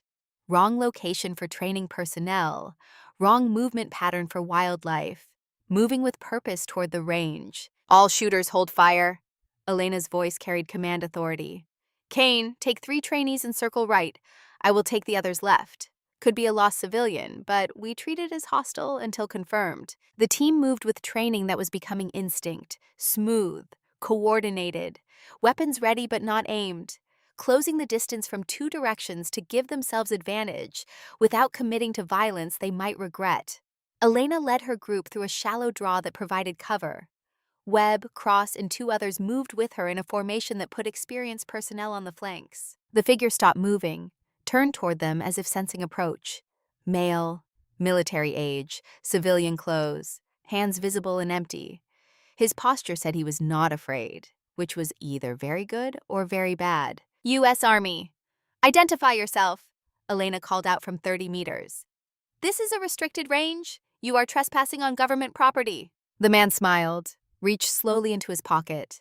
Elena's hand moved to her sidearm, but he pulled out a military ID, tossed it toward them underhanded, so it landed in the dirt halfway between positions. Sergeant Marcus Reed. His voice carried across the distance. Former Army, scout sniper, graduated this program 3 years ago under different instruction. I am not trespassing, Captain. I came to deliver a message. Dylan Cross went rigid beside Elena. She caught it in peripheral vision, the sudden tension, the micro-movement of his hand toward his weapon before he stopped himself. Cross knew this man. That much was clear. Which meant Reed was not random, and this was not coincidence. What message? Elena kept her attention split between Reed and Cross, watching both, waiting for the move that would force her hand. From people who are very interested in your training program. Reed's smile widened. People who want you to know they are watching, that they know who you are, Echo 7, that they remember Syria and they remember what you cost them, and they are very much looking forward to returning the favor. The words confirmed what Elena already knew, but hearing them spoken aloud in North Carolina's sunshine made them real, in a way intelligence briefings never could. Directorate was not just planning. They were taunting, demonstrating reach, showing they could walk onto a military base and deliver threats because they had assets and information and confidence. You are under arrest for trespassing and making terroristic threats. Elena started forward, but Reed laughed. Am I? Look around, Captain. Your people. Do you know them as well as you think? He said it looking directly at Dylan Cross. The implication clear as the shot Elena had made in the Mojave. Cross was compromised, was known to Reed, was possibly the reason Reed could walk onto this range with such confidence. The moment balanced on the edge of violence, Elena's mind calculated angles and probabilities. If Reed was armed and drew, if Cross was complicit and moved against her, if this was a setup designed to eliminate Echo 7 before she could train a team, the mathematics of survival playing out in fractions of seconds. Then Dylan Cross did something unexpected, stepped forward past Elena and shouted, "Get down!" The urgency in his voice made training override thought. Elena dropped as Cross brought his rifle up and fired 3 rounds so fast they sounded like one extended crack of thunder. Behind Reed, in the brush where he had emerged, 2 figures jerked and fell. They had been concealed, weapons ready, positioned for ambush. The range erupted into chaos. Kane's team opened fire on targets Elena could not see from her position. Return fire cracked overhead. Real bullets, real danger. Training had just become combat on American soil, and the shock of it made her mind shift into the mode that had kept her alive in Syria and Afghanistan, and a dozen other places where civilization showed its fractures. Cross was moving, not toward Reed, toward the fallen shooters, his weapon up and tracking with the smooth precision of someone who had done this many times before in places that never made it into files or after-action reports. He reached the first body, kicked the weapon away, checked vitals. Dead. Elena reached Reed, who had gone prone when the shooting started, rolled him over. His smile was gone, but his eyes held something worse, satisfaction, like this had gone exactly as planned. You made your point. Elena hauled him upright. But you picked the wrong people to test. Did I? Reed glanced toward where Cross was checking the second shooter. Or did I prove exactly what I came to prove? That you cannot trust anyone. That Directorate is inside your operation. that every tactic you teach, every technique you demonstrate, goes directly to a boss and his people. He leaned close enough that she could smell coffee on his breath. How many of your 8 trainees are really yours, Captain? How many are sleepers waiting for the right moment? How do you train a team when you cannot trust the team? The sound of sirens cut through the morning. Fort Bragg security responding to reports of gunfire. Helicopters would follow. Lockdown protocols, investigation. All the machinery of response that came too late to prevent, but in time to clean up. Elena zip-tied Reed's hands behind his back with restraints from her tactical vest. Reed him rights he probably did not deserve, but procedure demanded. Watched as Kane secured the area and began rendering first aid to one of the ambushers who was still breathing despite Cross's marksmanship. Cross himself stood apart from the others, weapon lowered but not holstered. His face showed nothing. No fear, no regret, no satisfaction. Just the blank professional calm of someone who had made a decision and would live with consequences. Elena approached him slowly, hands visible, non-threatening despite the violence still crackling in the air like static electricity before a storm. You knew they were there, saw movement before Reed showed himself. Cross's voice was steady, recognized the setup. Ambush is always layered. Reed was bait. The real threat was in the brush. You saved my life, Elena said at his statement. After everything. After the photograph and the suspicions and the file that did not match the man. You saved my life. Something shifted in Cross's expression. Not quite breaking, but cracking, letting light through gaps in the armor. I am sorry, ma'am, for all of it, for lying, for the deception. But I need you to know I was never going to let them kill you. The admission hung between them, confirmation and complication wrapped together. Before Elena could respond, Hendricks arrived at a run with Reeves close behind. They took in the scene with professional speed, bodies, blood, Reed in restraints, Cross standing alone like someone waiting for judgment. Hendricks looked at Elena. Report. Hostile contact. 3 aggressors, 2 KIA, 1 wounded, message delivery and attempted assassination. Elena's voice shifted into the clipped tone of after-action briefings. Sergeant Cross identified the ambush and neutralized the primary threat. No friendly casualties. Reeves was already on her phone, coordinating, controlling information flow, making sure the story that reached official channels served operational security. She looked at Cross with new assessment. We need to debrief him. Immediately. Secured facility. Not yet. Elena stepped between Reeves and Cross. He stays with the team. He just proved which side he is on, or proved he is smart enough to maintain cover by sacrificing pawns. Reeves snapped back. We do not know anything except that he shot 2 people who might have been directorate or might have been theater. This could all be performance. The 2 women stared at each other across 3 feet of North Carolina dirt, stained with blood from people who had come to kill or die or deliver messages written in violence.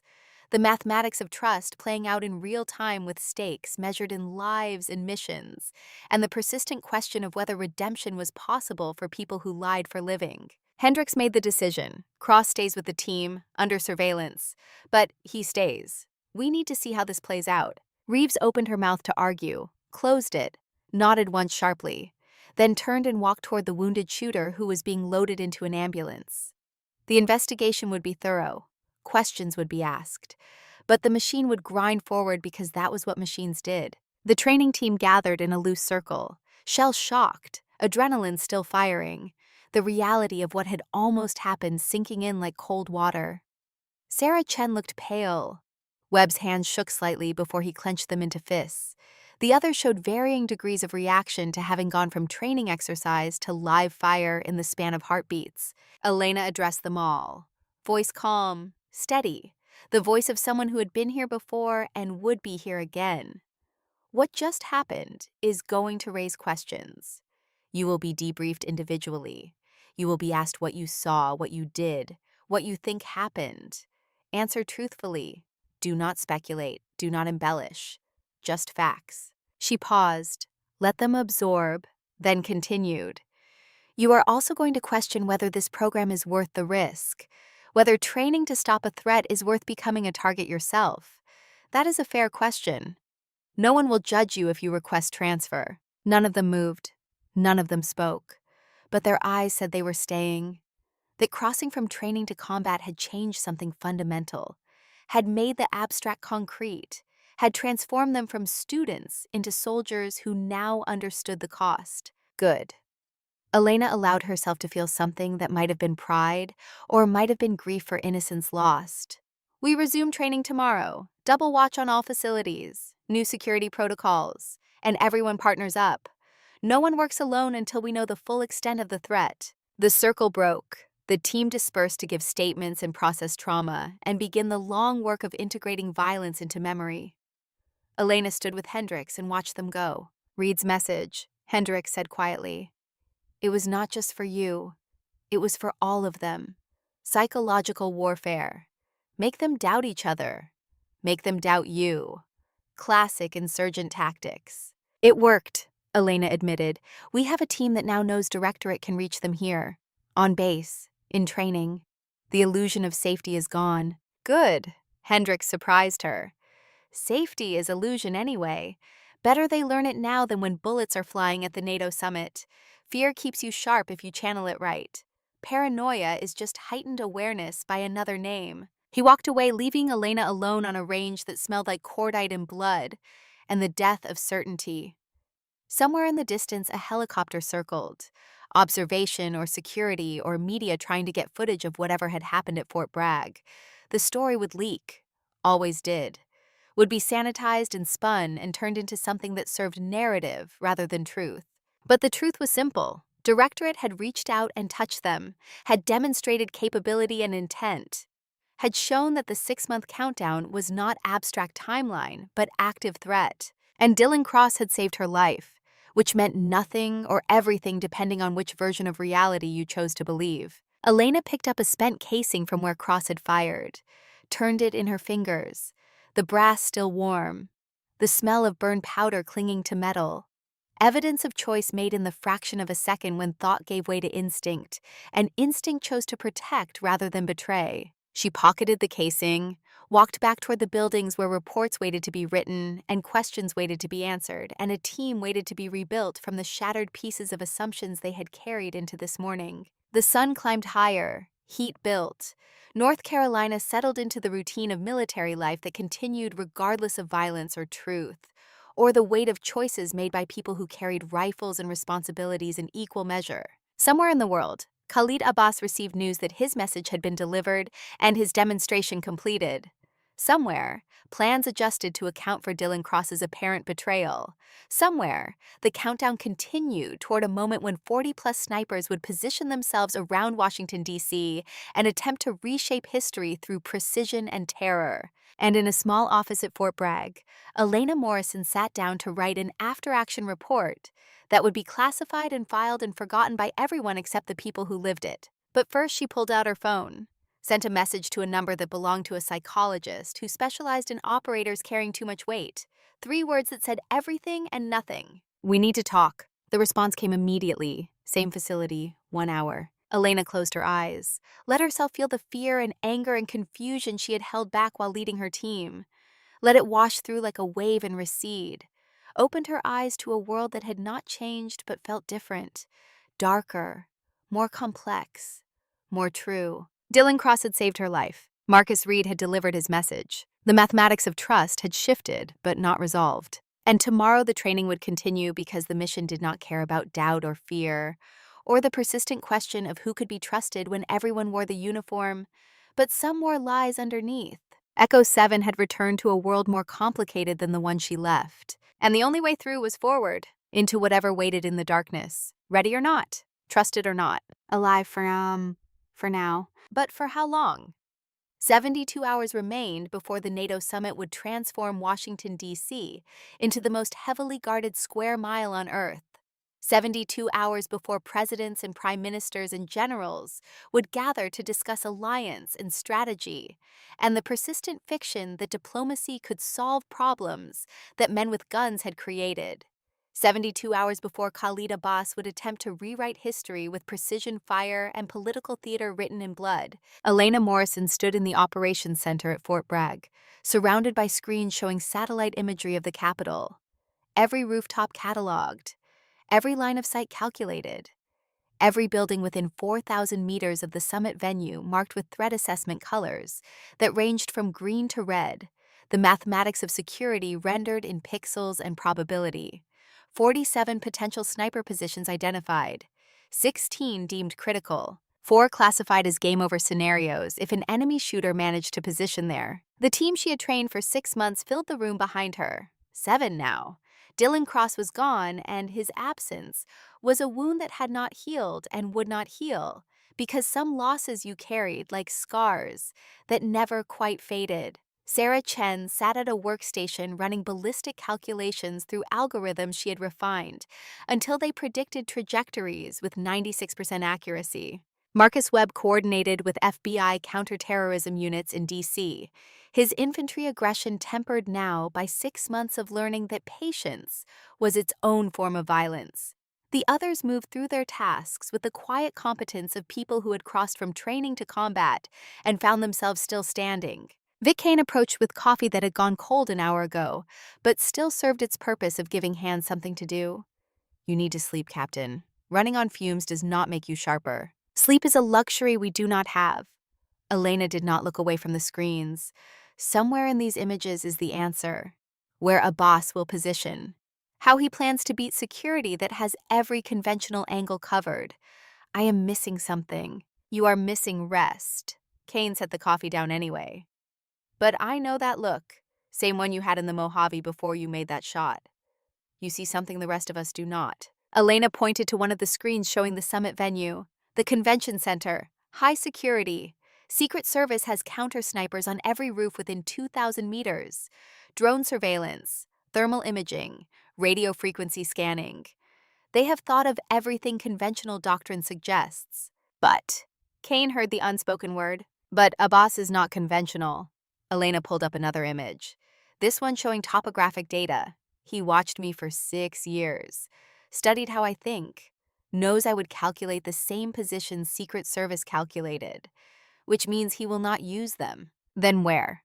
Kane leaned closer to the screens. Elena's finger traced a line on the map. 4,200 meters. The distance no one believes is combat viable. The distance everyone dismisses as theoretical. She looked at Kane. What if it is not theoretical? What if Abbas has someone who can make that shot? The implications settled over the room like fallout. Sarah Chen stopped typing. Webb turned from his phone call. The others gathered closer, drawn by the shift in energy that came when operational planning moved from academic to urgent. 4,200 meters from the summit venue. Sarah's fingers flew across her keyboard, overlaying range circles on the satellite imagery. That gives him hundreds of possible positions. Too many to secure. Elena shook her head. Not hundreds. She highlighted specific points on the map. He needs line of sight, needs position with structural support for the rifle, needs egress routes, needs location that will not draw attention.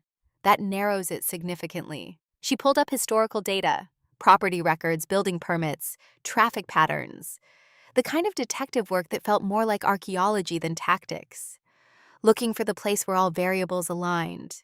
The position that made sense if you thought like someone who planned operations in years and executed them in seconds. Then she found it.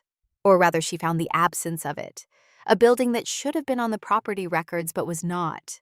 A structure that appeared in old satellite imagery from 5 years ago, but had been digitally scrubbed from current databases.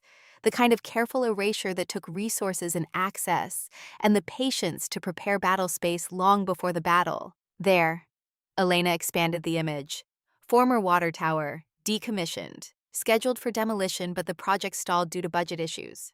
Officially abandoned, but look at the roof access. New lock. Webb squinted at the enhanced image. You can see the shine. That lock is maybe 3 months old. And there. Chen highlighted thermal anomalies in another image.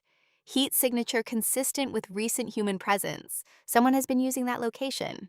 Elena measured the distance with tools that turn geography into geometry.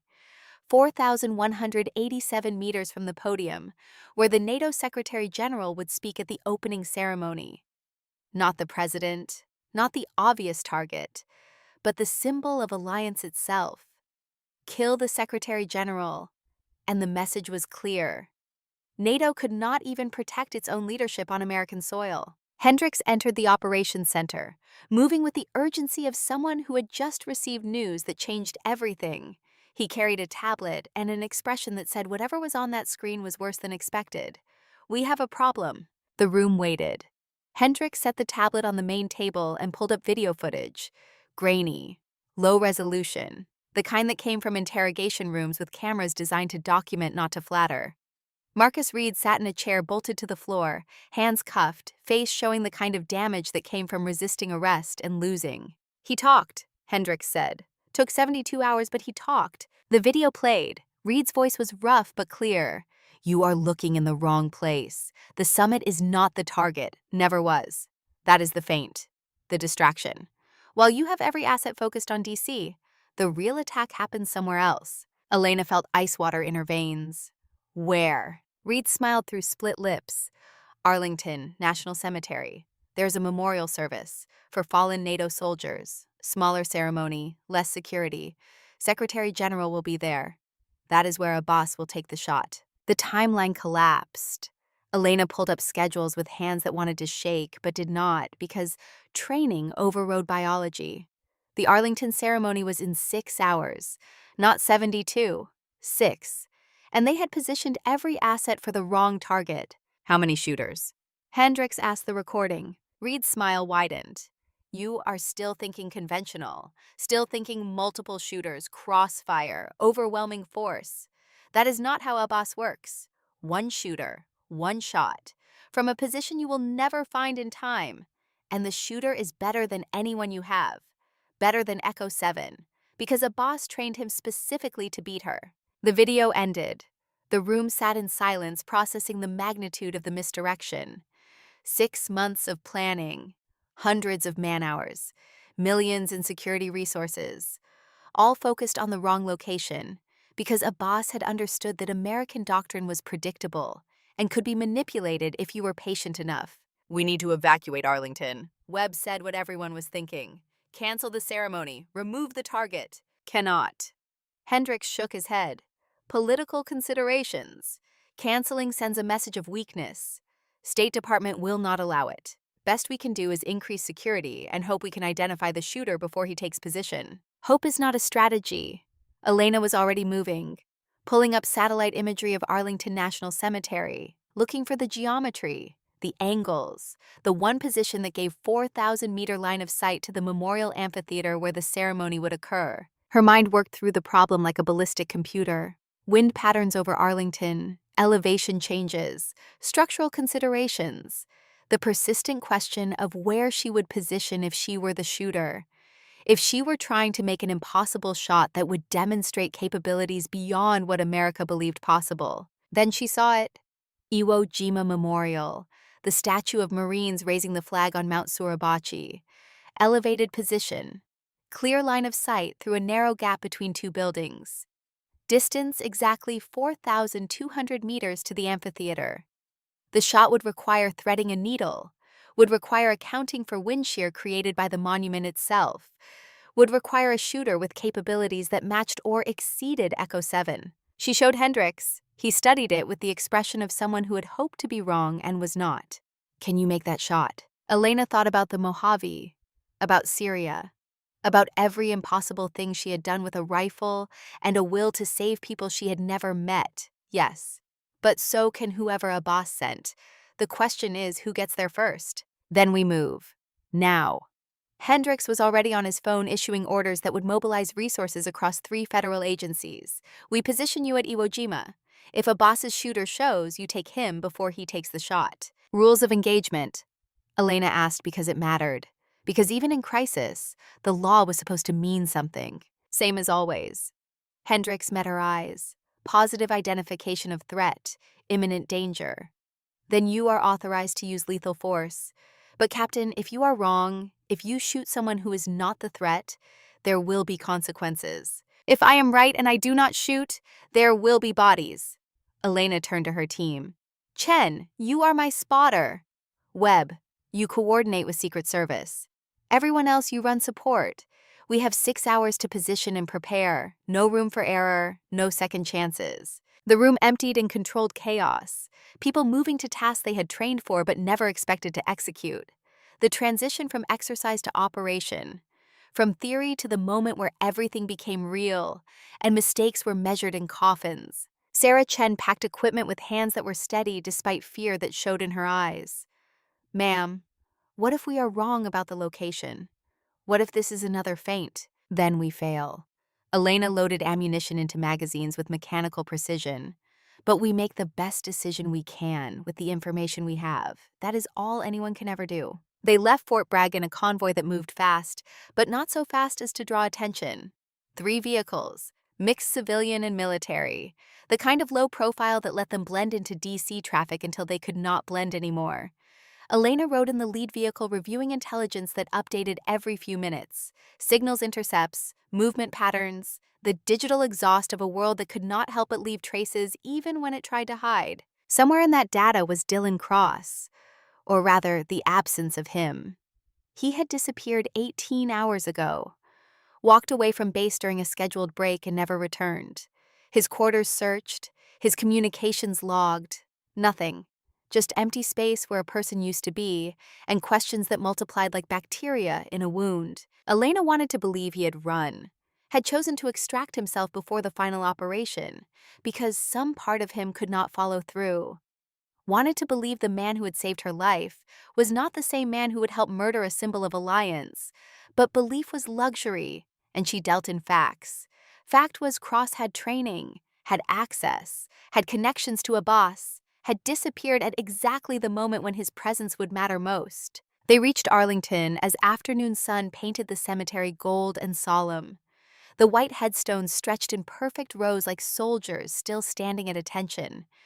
Eternal guard for people who had given everything for ideas that outlasted them. The Iwo Jima Memorial rose against the sky, bronze figures frozen in the act of raising a flag that represented victory and sacrifice in equal measure. Elena and Chen positioned themselves at the base of the monument, not at the top where a conventional shooter would go, but in a maintenance access point that gave them angle on anyone approaching the summit. The rifle she carried was the same Macmillan TAC-50X from the Mojave, the weapon that had revealed her. Now it would either redeem her or damn her, depending on how the next hours unfolded. Chen set up the spotting scope with efficiency that came from months of training. Her voice was steady when she spoke. Wind northwest at 11 knots, temperature 62 degrees, humidity 48%, range to target 4,187 meters. Copy. Elena settled into position, the familiar weight of the rifle, the scope that turned distance into intimacy, the crosshair that reduced complexity to a single point of decision. She scanned the amphitheater where workers were setting up chairs and podiums for a ceremony that would honor the dead and potentially create more. 3 hours to ceremony start. 3 hours to wait and watch and wonder if they had guessed right, or if somewhere else a boss was positioning for a shot they would never see coming. The time passed in the strange compression that came from high-stakes waiting. Minutes felt like hours. Hours felt like seconds. The sun tracked across the sky with astronomical indifference. Tourist buses came and went, joggers passed, families visited graves, the normal life of a city that did not know it was balanced on the edge of becoming a crime scene. Chen broke the silence. Movement. Northeast access, single individual, male, carrying what might be a rifle case. Elena swung her scope to track, saw immediately what Chen had spotted. A man moving with purpose, not running, not hiding, just walking like he had every right to be there, which meant he either was legitimate or had perfect cover documentation. The case he carried was the right size, the right shape, the kind that held precision instruments designed for precision work. Identify. Elena kept her voice level. Can you get facial recognition? Chen activated systems that turned photographs into data and data into names. Processing. Stand by. The man reached the memorial, began climbing the access stairs that led to the elevated platform. His movements were economical, practiced, the way someone moved when they had done a thing enough times that it became reflex. Got him. Chen's voice carried shock and recognition. It is Dylan Cross. The world narrowed to the space between heartbeats. Elena tracked Cross through her scope as he reached the platform and began setting up a rifle.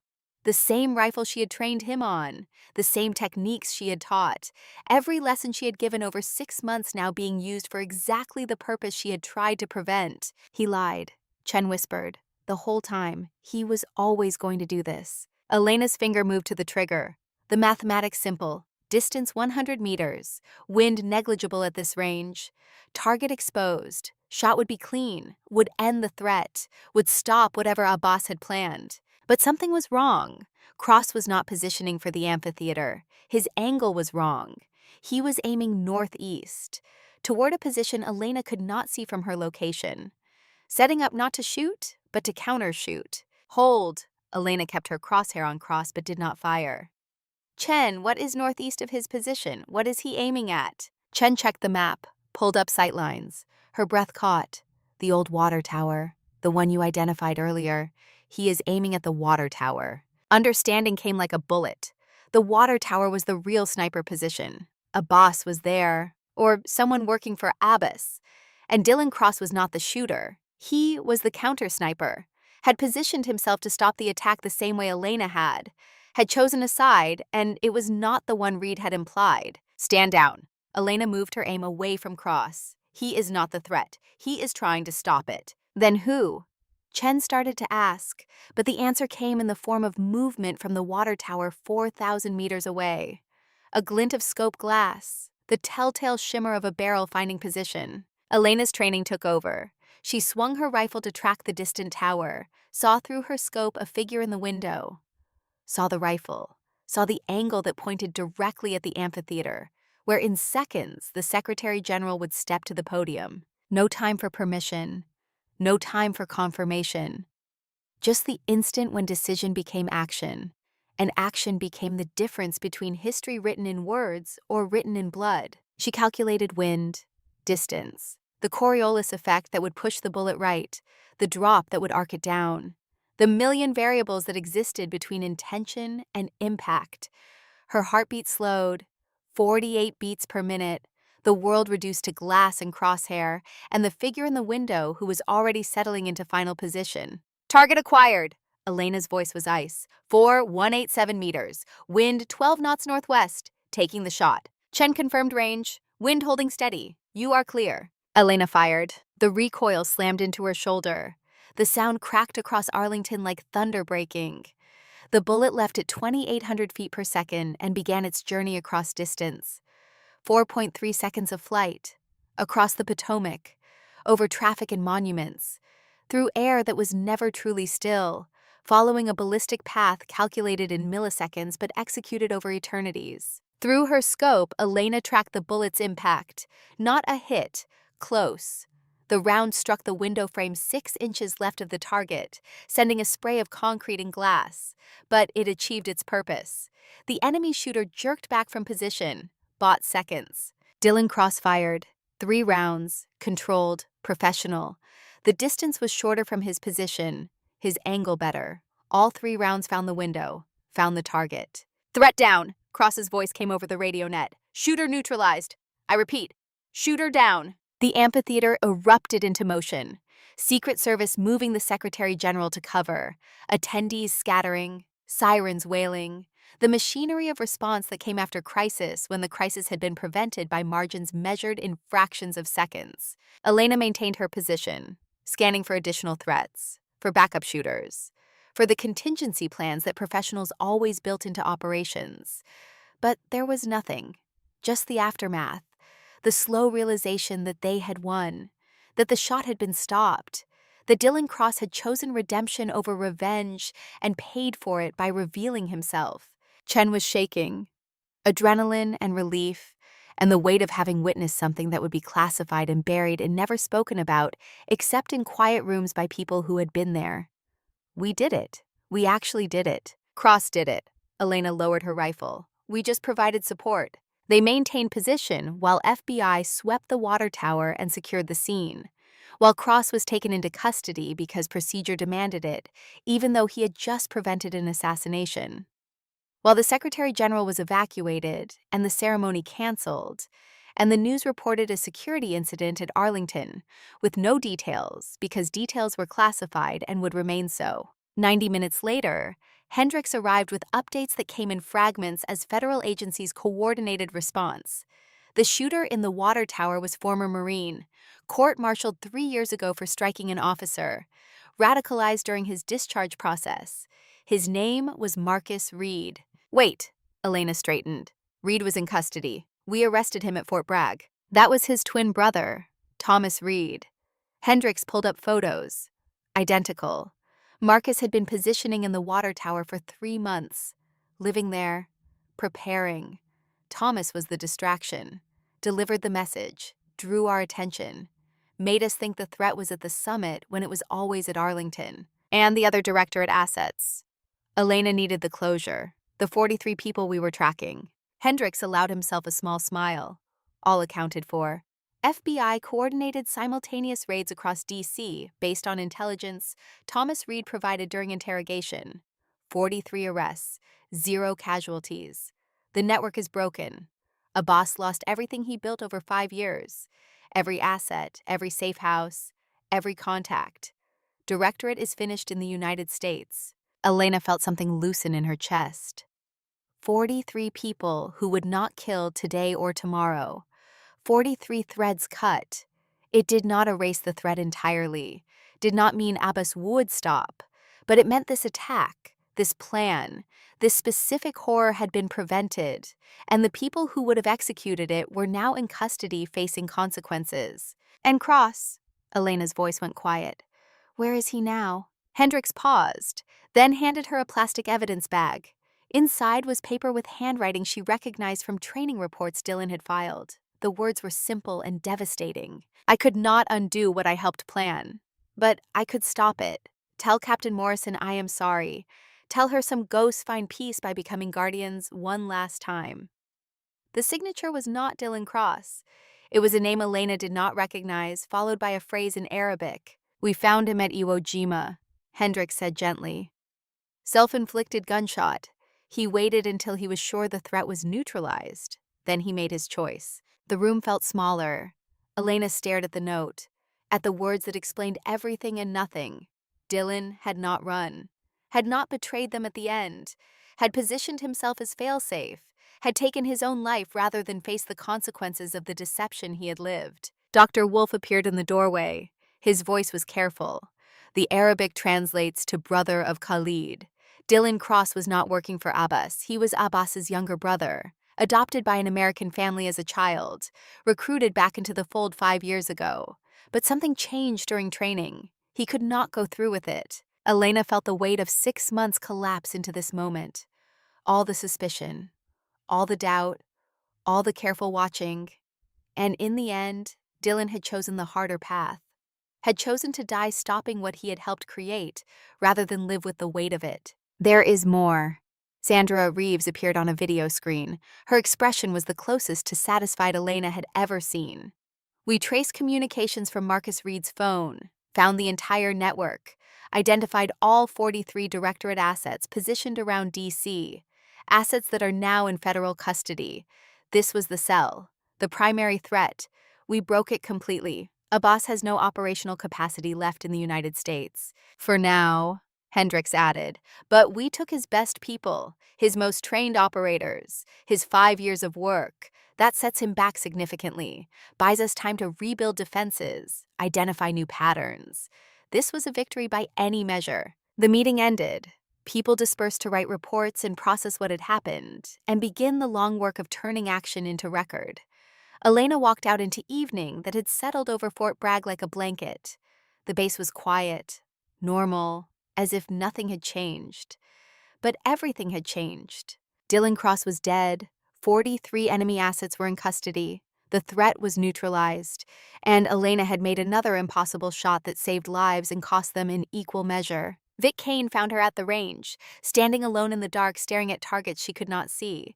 He said nothing, just stood beside her in the silence that veterans shared when words were inadequate. Finally, Elena spoke. I trained him to be good enough to stop what I taught him to do. There is irony in that. There is justice, Kane corrected. He made his choices. You made yours. The math balanced the way it was always going to. Maybe. Elena turned to leave. Or maybe we just survive long enough to fight again tomorrow. She walked back to quarters that felt empty despite being full of her possessions. Sat at a desk and pulled out the photograph of the team from Syria. 4 faces that had died for her shot. Now 5. Dylan Cross had earned his place among the ghosts she carried. But this time was different. This time the ghost had chosen to be there, had made his peace, had found redemption in sacrifice. That had to count for something. Had to mean that the mathematics could balance if you were willing to pay the price.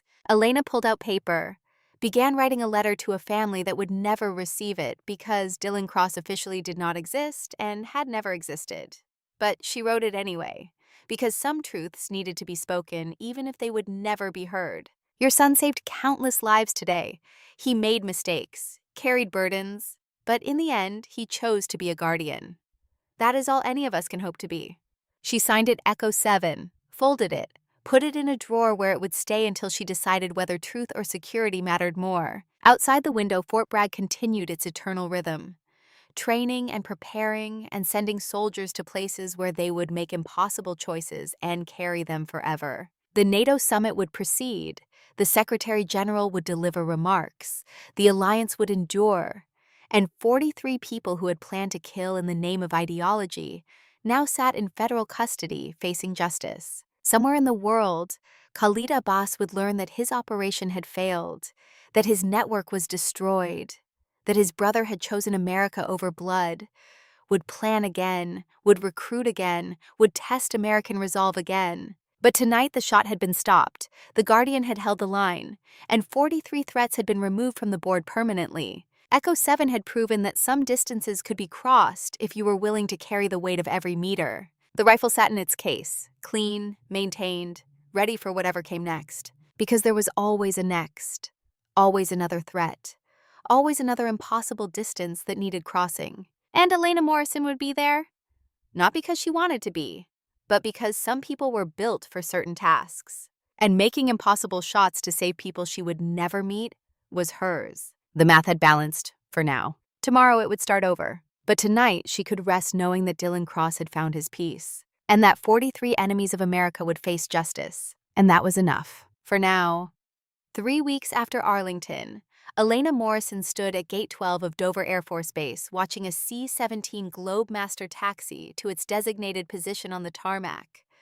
The morning was cold enough to see breath, gray enough to match the weight that sat in her chest like a stone that had been there so long she had learned to carry it without complaint. The aircraft's engines wound down from their thunder to a whisper, and in that silence, the world seemed to pause as it always did when the fallen came home. The loading ramp lowered with hydraulic precision. Inside the cargo bay, visible through the gray light of a Delaware morning, sat a single flag-draped transfer case. The honor guard moved with the careful choreography of people who had done this too many times. 6 pallbearers, white gloves, movements so precise they looked like ritual because that was exactly what they were. The ritual of honoring someone who had given everything for something larger than themselves. Dylan Cross was coming home. Or rather, the man who had called himself Dylan Cross. The man whose real name was Nasir Abbas, brother of Khalid, son of a family that had been torn apart by war and loss and the persistent human capacity for revenge. The man who had infiltrated an American military training program with the intention to help murder, and had instead chosen to die preventing it. Preventing. The honor guard lifted the transfer case with movements that were both strong and gentle, carried it down the ramp into morning air that smelled like jet fuel, and the particular sadness that lived at Dover, where America received its dead. A chaplain stood at attention, a small formation of soldiers who had not known Dylan, but honored him anyway, because the uniform meant something even when the person wearing it had lied about who they were. Elena saluted, held it as the case passed, felt the familiar burn in her shoulder from holding the position, but did not lower her hand until the fallen had been properly honored. When she finally dropped the salute, her arm ached and her eyes burned, and she was grateful for the cold that gave her an excuse for tears. Colonel Hendricks stood beside her in dress uniform that held enough ribbons to tell a lifetime of service. He did not speak, did not offer comfort or platitude, just stood witness the way veterans did for each other. acknowledging that some weights could not be shared but could be witnessed, and witnessing was its own form of carrying. The case was loaded into a hearse that would take it to a funeral home in rural Pennsylvania, where a family that had adopted a boy 40 years ago would bury him under a name that was not his birth name, but was the one he had chosen when he chose to be American. The State Department had worked quietly to make it happen, to give a man who had committed treason the dignity of a burial with family. Politics and justice in negotiation. Elena watched the hearse pull away, watched it disappear into traffic that did not know and would never know what it carried. Then she turned to Hendricks and said the thing she had come to Dover to say. "I am done." The words hung in this cold air like smoke. Hendricks looked at her with eyes that had seen too much loss to be surprised by more. He nodded slowly. "You have earned that right." "It is not about rights." Elena pulled her service cap off and held it in hands that had held rifles and reports and the weight of impossible choices. "It is about knowing when you have given all you can give. I made the shots, trained the team, stopped the threat, but every time I do this, people die. Good people. People like Dylan who were trying to find redemption. I cannot keep being the reason ghosts are created." "You were also the reason hundreds did not die at Arlington." Hendricks said it gently. "The mathematics balances, Captain. Maybe." Elena put her cap back on, adjusted it with the precision that came from 20 years of wearing the uniform. "But I do not want to do that math anymore. I do not want to calculate whose life is worth whose death. I want to teach, want to pass on what I know without it being used for violence. There has to be a way to serve that does not end in ceremonies like this." Hendricks was quiet for a long moment. Then he reached into his coat and pulled out a folder, set it on the hood of the vehicle they had arrived in. "This came across my desk yesterday. Request from the Army Marksmanship Unit. They need a new chief instructor.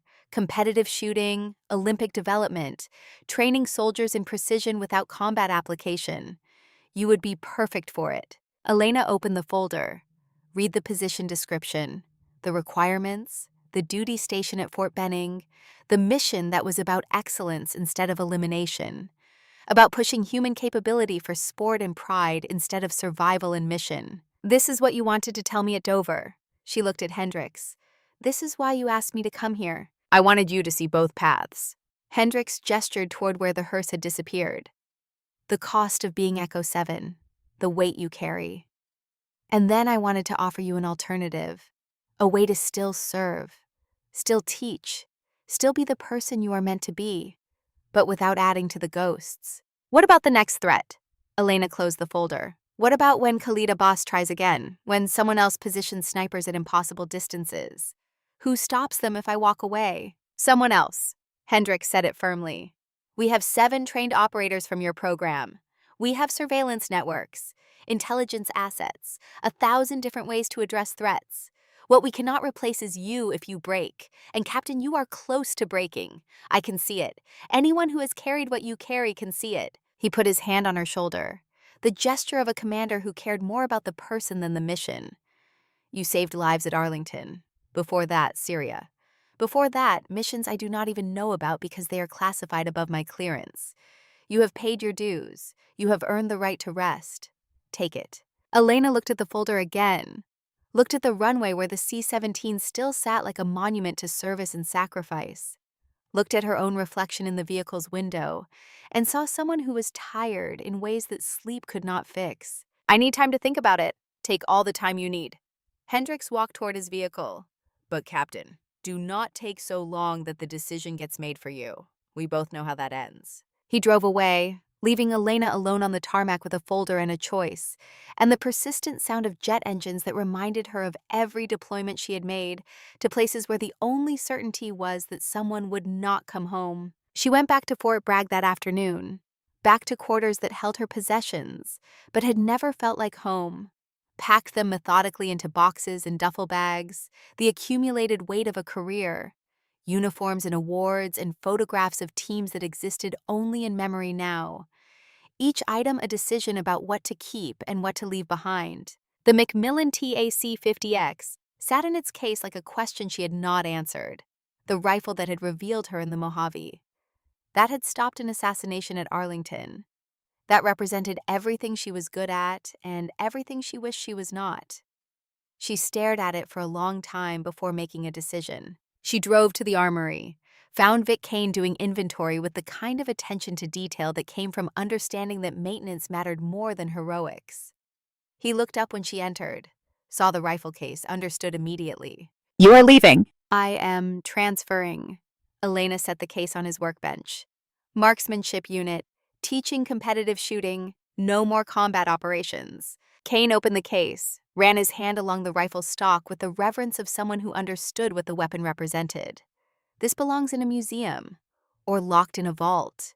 It is the rifle that made the shot at 4,200 meters, made history. It is a tool," Elena said quietly, "and tools should be used or they lose meaning. I want you to have it. Use it for training. Teach the next generation. Make sure they understand it is not about the rifle. It is about the discipline, the patience, the decision to serve something larger." Kane looked at her with respect that had replaced the swagger he wore when they first met. "You changed how I think about this profession, Captain. Made me realize there are levels I will never reach, but can at least understand exist. That matters." "You will reach them." Elena extended her hand. "You just needed to stop competing and start teaching. The best shooters are not the ones with the most kills. They are the ones who create more shooters better than themselves." They shook hands, the grip firm, the acknowledgement between people who had shared something that could not be explained to those who had not been there. Then Elena walked out of the armory for the last time and drove to one more place that required visiting before she could leave Fort Bragg behind. The cemetery was small, not Arlington with its grand memorials and presidential gravitas, just a quiet corner of North Carolina where soldiers who had died in training or lived nearby and requested burial among comrades found their rest. The headstones were simple: name, rank, dates, proof that someone had lived and served and mattered. Elena found the grave she was looking for in the back corner where new plots were still being added. The stone was fresh, the grass not yet fully grown. The name carved into marble was not Dylan Cross because that name existed only in classified files. This stone read Nasir Abbas, dates of birth and death, and below that, a single line in English and Arabic, "Guardian in the end." Someone had approved the inscription, someone high enough to override policy and political considerations. Elena suspected Hendricks, suspected the old colonel had fought for this small dignity because he understood that redemption deserved acknowledgement, even when the redeemed had committed sins. She knelt in grass that was cold and slightly wet from morning dew, placed her hand on the stone. The marble was smooth and cold and permanent. "I came to say thank you." Her voice was quiet but steady. "You saved my life twice. Once at Fort Bragg when Reed came. Once at Arlington when you positioned yourself between the threat and the target. I know you were trying to atone, trying to balance accounts. But I want you to know it worked. You died a guardian. That counts for something." The wind moved through the cemetery, carrying the sound of distant traffic and the normal life of a world that continued regardless of sacrifice. Elena stayed kneeling, let herself feel the full weight of loss, of all the people who had died because of shots she made or did not make. Thomas Hendricks in Syria, the 4 operators who extracted her, Dylan Cross who had saved her, the enemy shooters who were still human beings with families and histories and reasons they thought justified their actions. "I am going to stop now." She said it like a confession. "Going to teach without the violence. Going to see if I can serve without creating ghosts. I do not know if that makes me a coward or finally smart, but I know I cannot keep doing this. Cannot keep being the person who makes impossible shots and lives while others die." She stood, brushed dirt from her knees, looked at the headstone one more time. "You made your decision. Now I am making mine. I hope wherever you are, you have found the peace you were looking for." Elena walked back to her vehicle through rows of the dead who had all made similar choices: to serve, to sacrifice, to believe in something larger than themselves. The uniform created a community that extended beyond life into memory, into stones that stood witness long after flesh had returned to earth. She drove away from Fort Bragg that evening, watched it disappear in her rearview mirror, the base that had been home for 6 years in one form or another. where she had hidden as a supply officer and been dragged back into being Echo 7, where she had trained a team and lost one of them, where she had made choices that would echo through the rest of her life. The marksmanship unit position started in 2 weeks, time enough to process the transition, to shift from operator to instructor, to learn how to teach precision without teaching killing. It would be different, would require patience she was not sure she had, but it was a path forward that did not end in Dover ceremonies. 3 months later, Elena stood on a rifle range at Fort Benning watching a young soldier attempt a 1,000-meter shot. The range was clean, professional, designed for sport shooting and competitive training. No tactical scenarios, no threats to neutralize. Just the pure challenge of human capability pushed to its limit through discipline and focus. The soldier fired. The bullet struck 6 inches low and 2 inches right. Frustration showed in the set of his shoulders, the way he pulled away from the scope too quickly, the small tells that separated those who would improve from those who would plateau. Elena walked over, kept her voice neutral. "What did you do wrong?" I pulled the trigger. The soldier's frustration bled into his tone, jerked it instead of squeezing. Number Elena knelt beside him. "You made the shot about you instead of about the target. You wanted to prove something, wanted to impress someone. That want created tension, tension created error. Try again. This time forget I am watching, forget your score. Just have a conversation with the target." The soldier looked skeptical but nodded, settled back into position. His breathing slowed, his shoulders relaxed. When he fired the second time, the bullet struck 2 inches high and dead center for windage. Not perfect, but better. Progress. Better? Elena stood. Remember that feeling. That is what you are chasing. Not perfection, just constant improvement. The shot that is better than the last one. String enough of those together and eventually you are making shots you never thought possible. She moved down the line checking other shooters, offering small corrections, building confidence through competence. It was different from the training she had done for the NATO program. No life or death stakes, no political implications, just pure skill development. And she was surprised to find she liked it. Sarah Chen visited on a weekend 3 months into Elena's new assignment. She had been promoted to lieutenant, was running advanced ballistics research for JSOC, making the kind of mathematical contributions that saved lives without requiring her to take them. They met at a coffee shop off post. Civilian clothes, civilian conversation, the kind of normal that neither of them had experienced much of. "How is the marksmanship unit?" Sarah asked over coffee that was better than anything the military served. "Quieter," Elena smiled.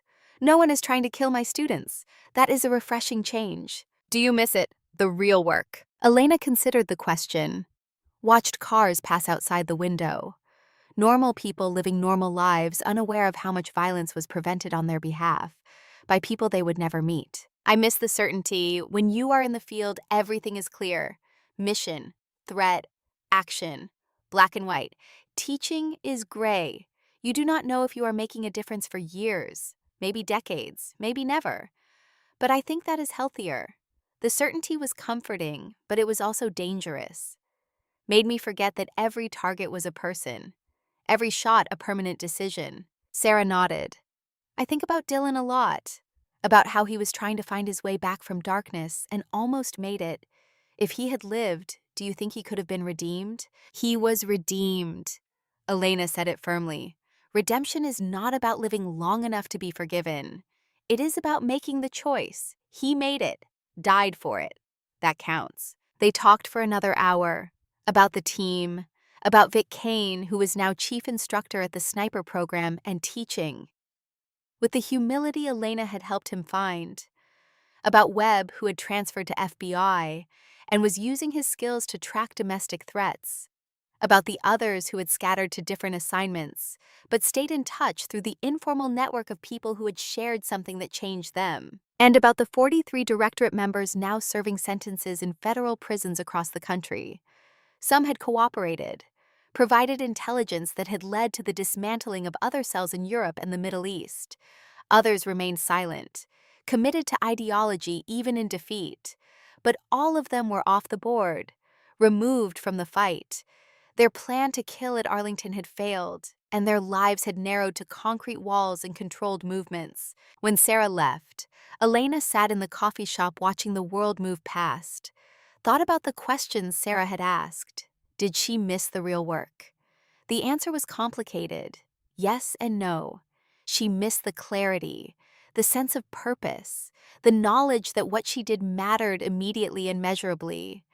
But she did not miss the wait, the ghosts, the persistent question of whether the mathematics of lives saved versus lives lost ever truly balanced. 6 months into her new assignment, Elena received a package with no return address.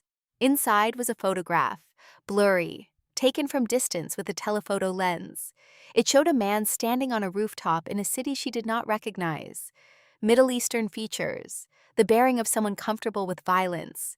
In his hand was a rifle scope. He was looking directly at the camera as if he knew he was being photographed, as if he wanted to send a message. On the back of the photograph, written in English with careful precision, were 4 words. Until we meet again. No signature. But Elena knew. Khalid Abbas. Still out there. Still planning. Still carrying the weight of his own ghosts and his own mathematics. His brother was dead. His network was broken.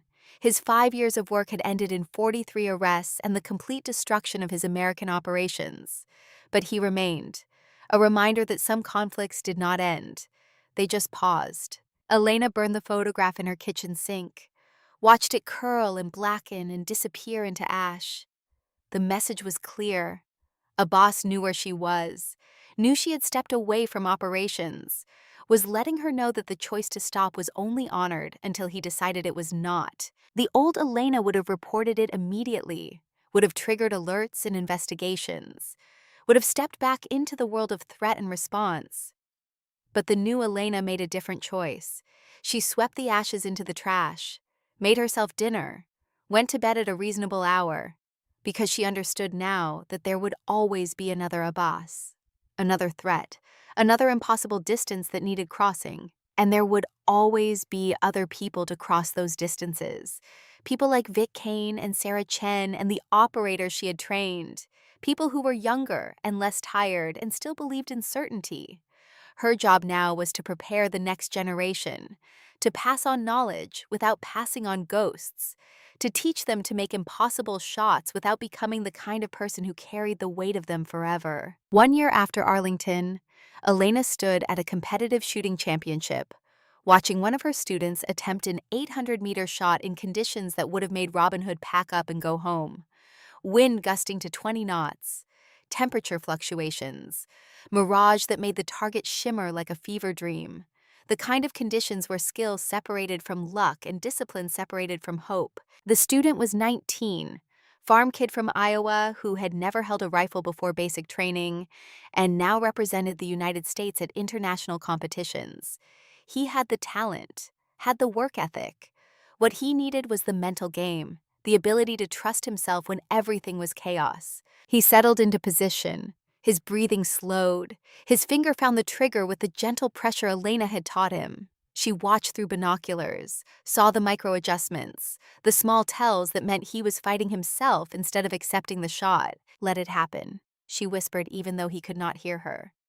Stop trying to force it. Just let the shot find you. He fired. The recoil pushed into his shoulder with familiar force. The bullet left the barrel spinning and began its arc across distance and wind and the persistent gap between intention and result. 800 meters, 2 seconds of flight time, 2 seconds where the world held its breath.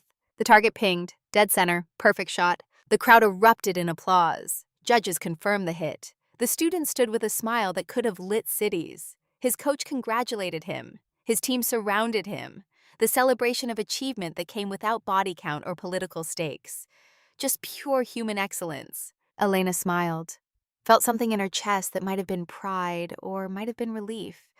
This was why she had chosen this path, this moment, this proof that her knowledge could create something beautiful instead of something deadly. After the competition, as the crowd dispersed and equipment was packed, the student approached Elena with the nervousness of someone meeting their hero.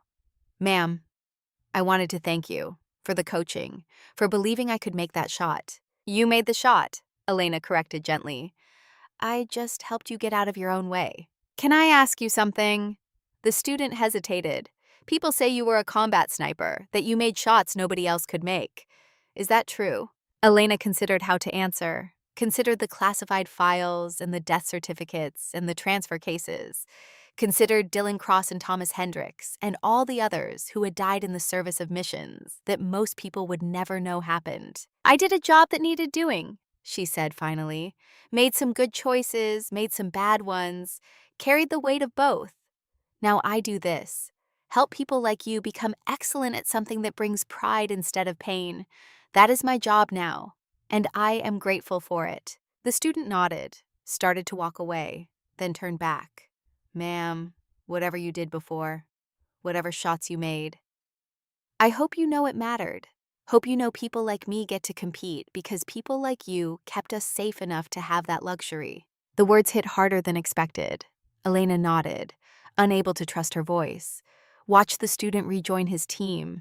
Watched them celebrate in the way young people celebrated when they did not yet understand how fragile everything was, how much work went into maintaining the illusion of peace. That evening, Elena sat in her quarters at Fort Benning, pulled out a box she kept in the back of her closet.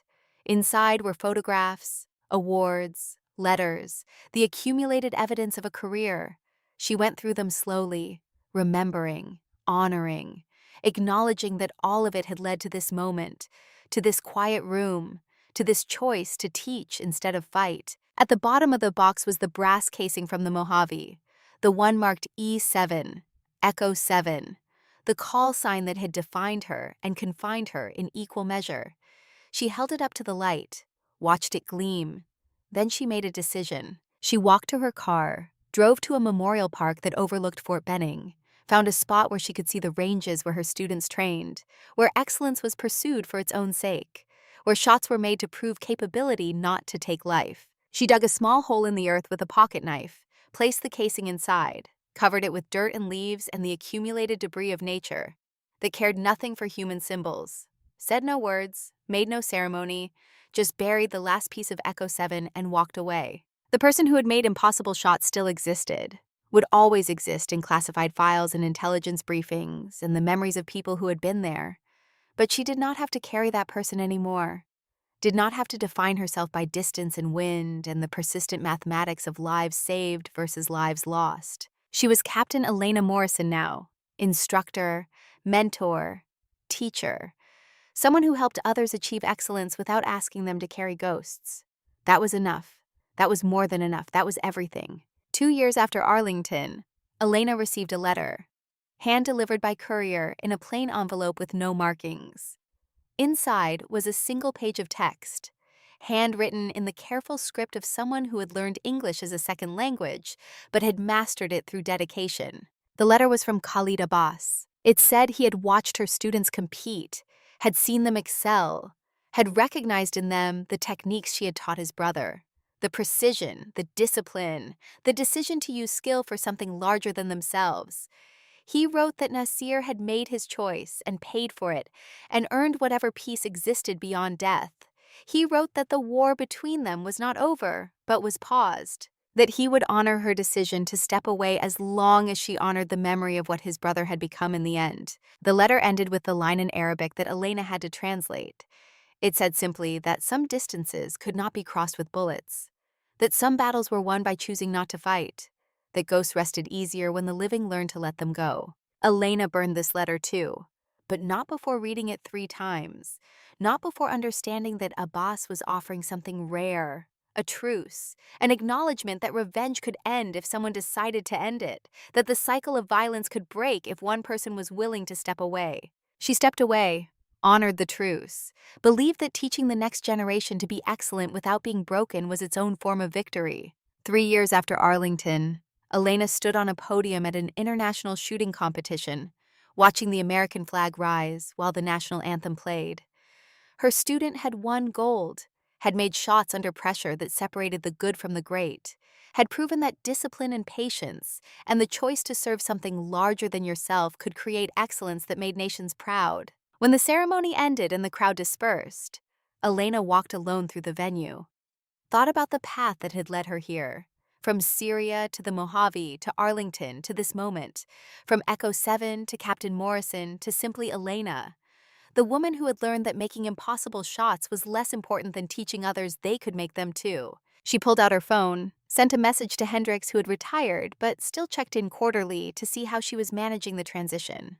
3 words. "Thank you for everything." His response came 5 minutes later. "You earned the peace. Keep it." Elena pocketed her phone, walked out into afternoon sun that painted everything gold. The world continued in its messy, beautiful complexity. Threats emerged, were addressed, faded. New threats took their place. The work never ended. But it did not all have to be carried by one person. Did not all have to be measured in transfer cases and flag-draped coffins. She had made her impossible shots, had crossed her impossible distances, had paid her dues in full and with interest.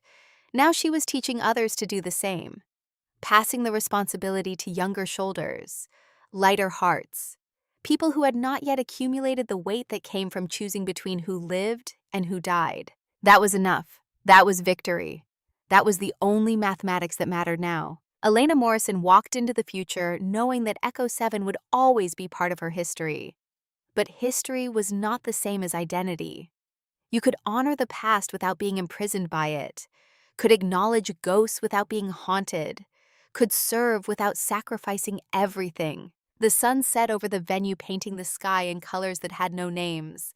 The flags came down. The competitors departed. The world moved on to the next competition, the next challenge, the next test of human capability pushed to its limit. And somewhere in that world, former Captain Elena Morrison, formerly Echo 7, taught young soldiers how to make impossible shots without becoming impossible people. That was her mission now. And unlike the missions before, this one had no body count. Just excellence, just pride. Just the persistent belief that teaching someone to be better than you was the highest form of service. The math finally balanced, and Echo 7 rested. At last, Captain Morrison's story haunts me because it asks a question every veteran faces. When do you put down the rifle for good? She made impossible shots, saved countless lives, but the math never balanced, until she chose to teach instead of fight. What hit me hardest was Dylan's final choice. Redemption isn't about erasing the past. It's about the decision you make when everything's on the line. For those who served, does Elena's struggle ring true? And for everyone else, could you walk away from being the best at something the world needs? Drop your thoughts below. Let's talk about it. And if this story moved you, hit subscribe. We've got more coming that'll make you think, feel, and remember why service matters.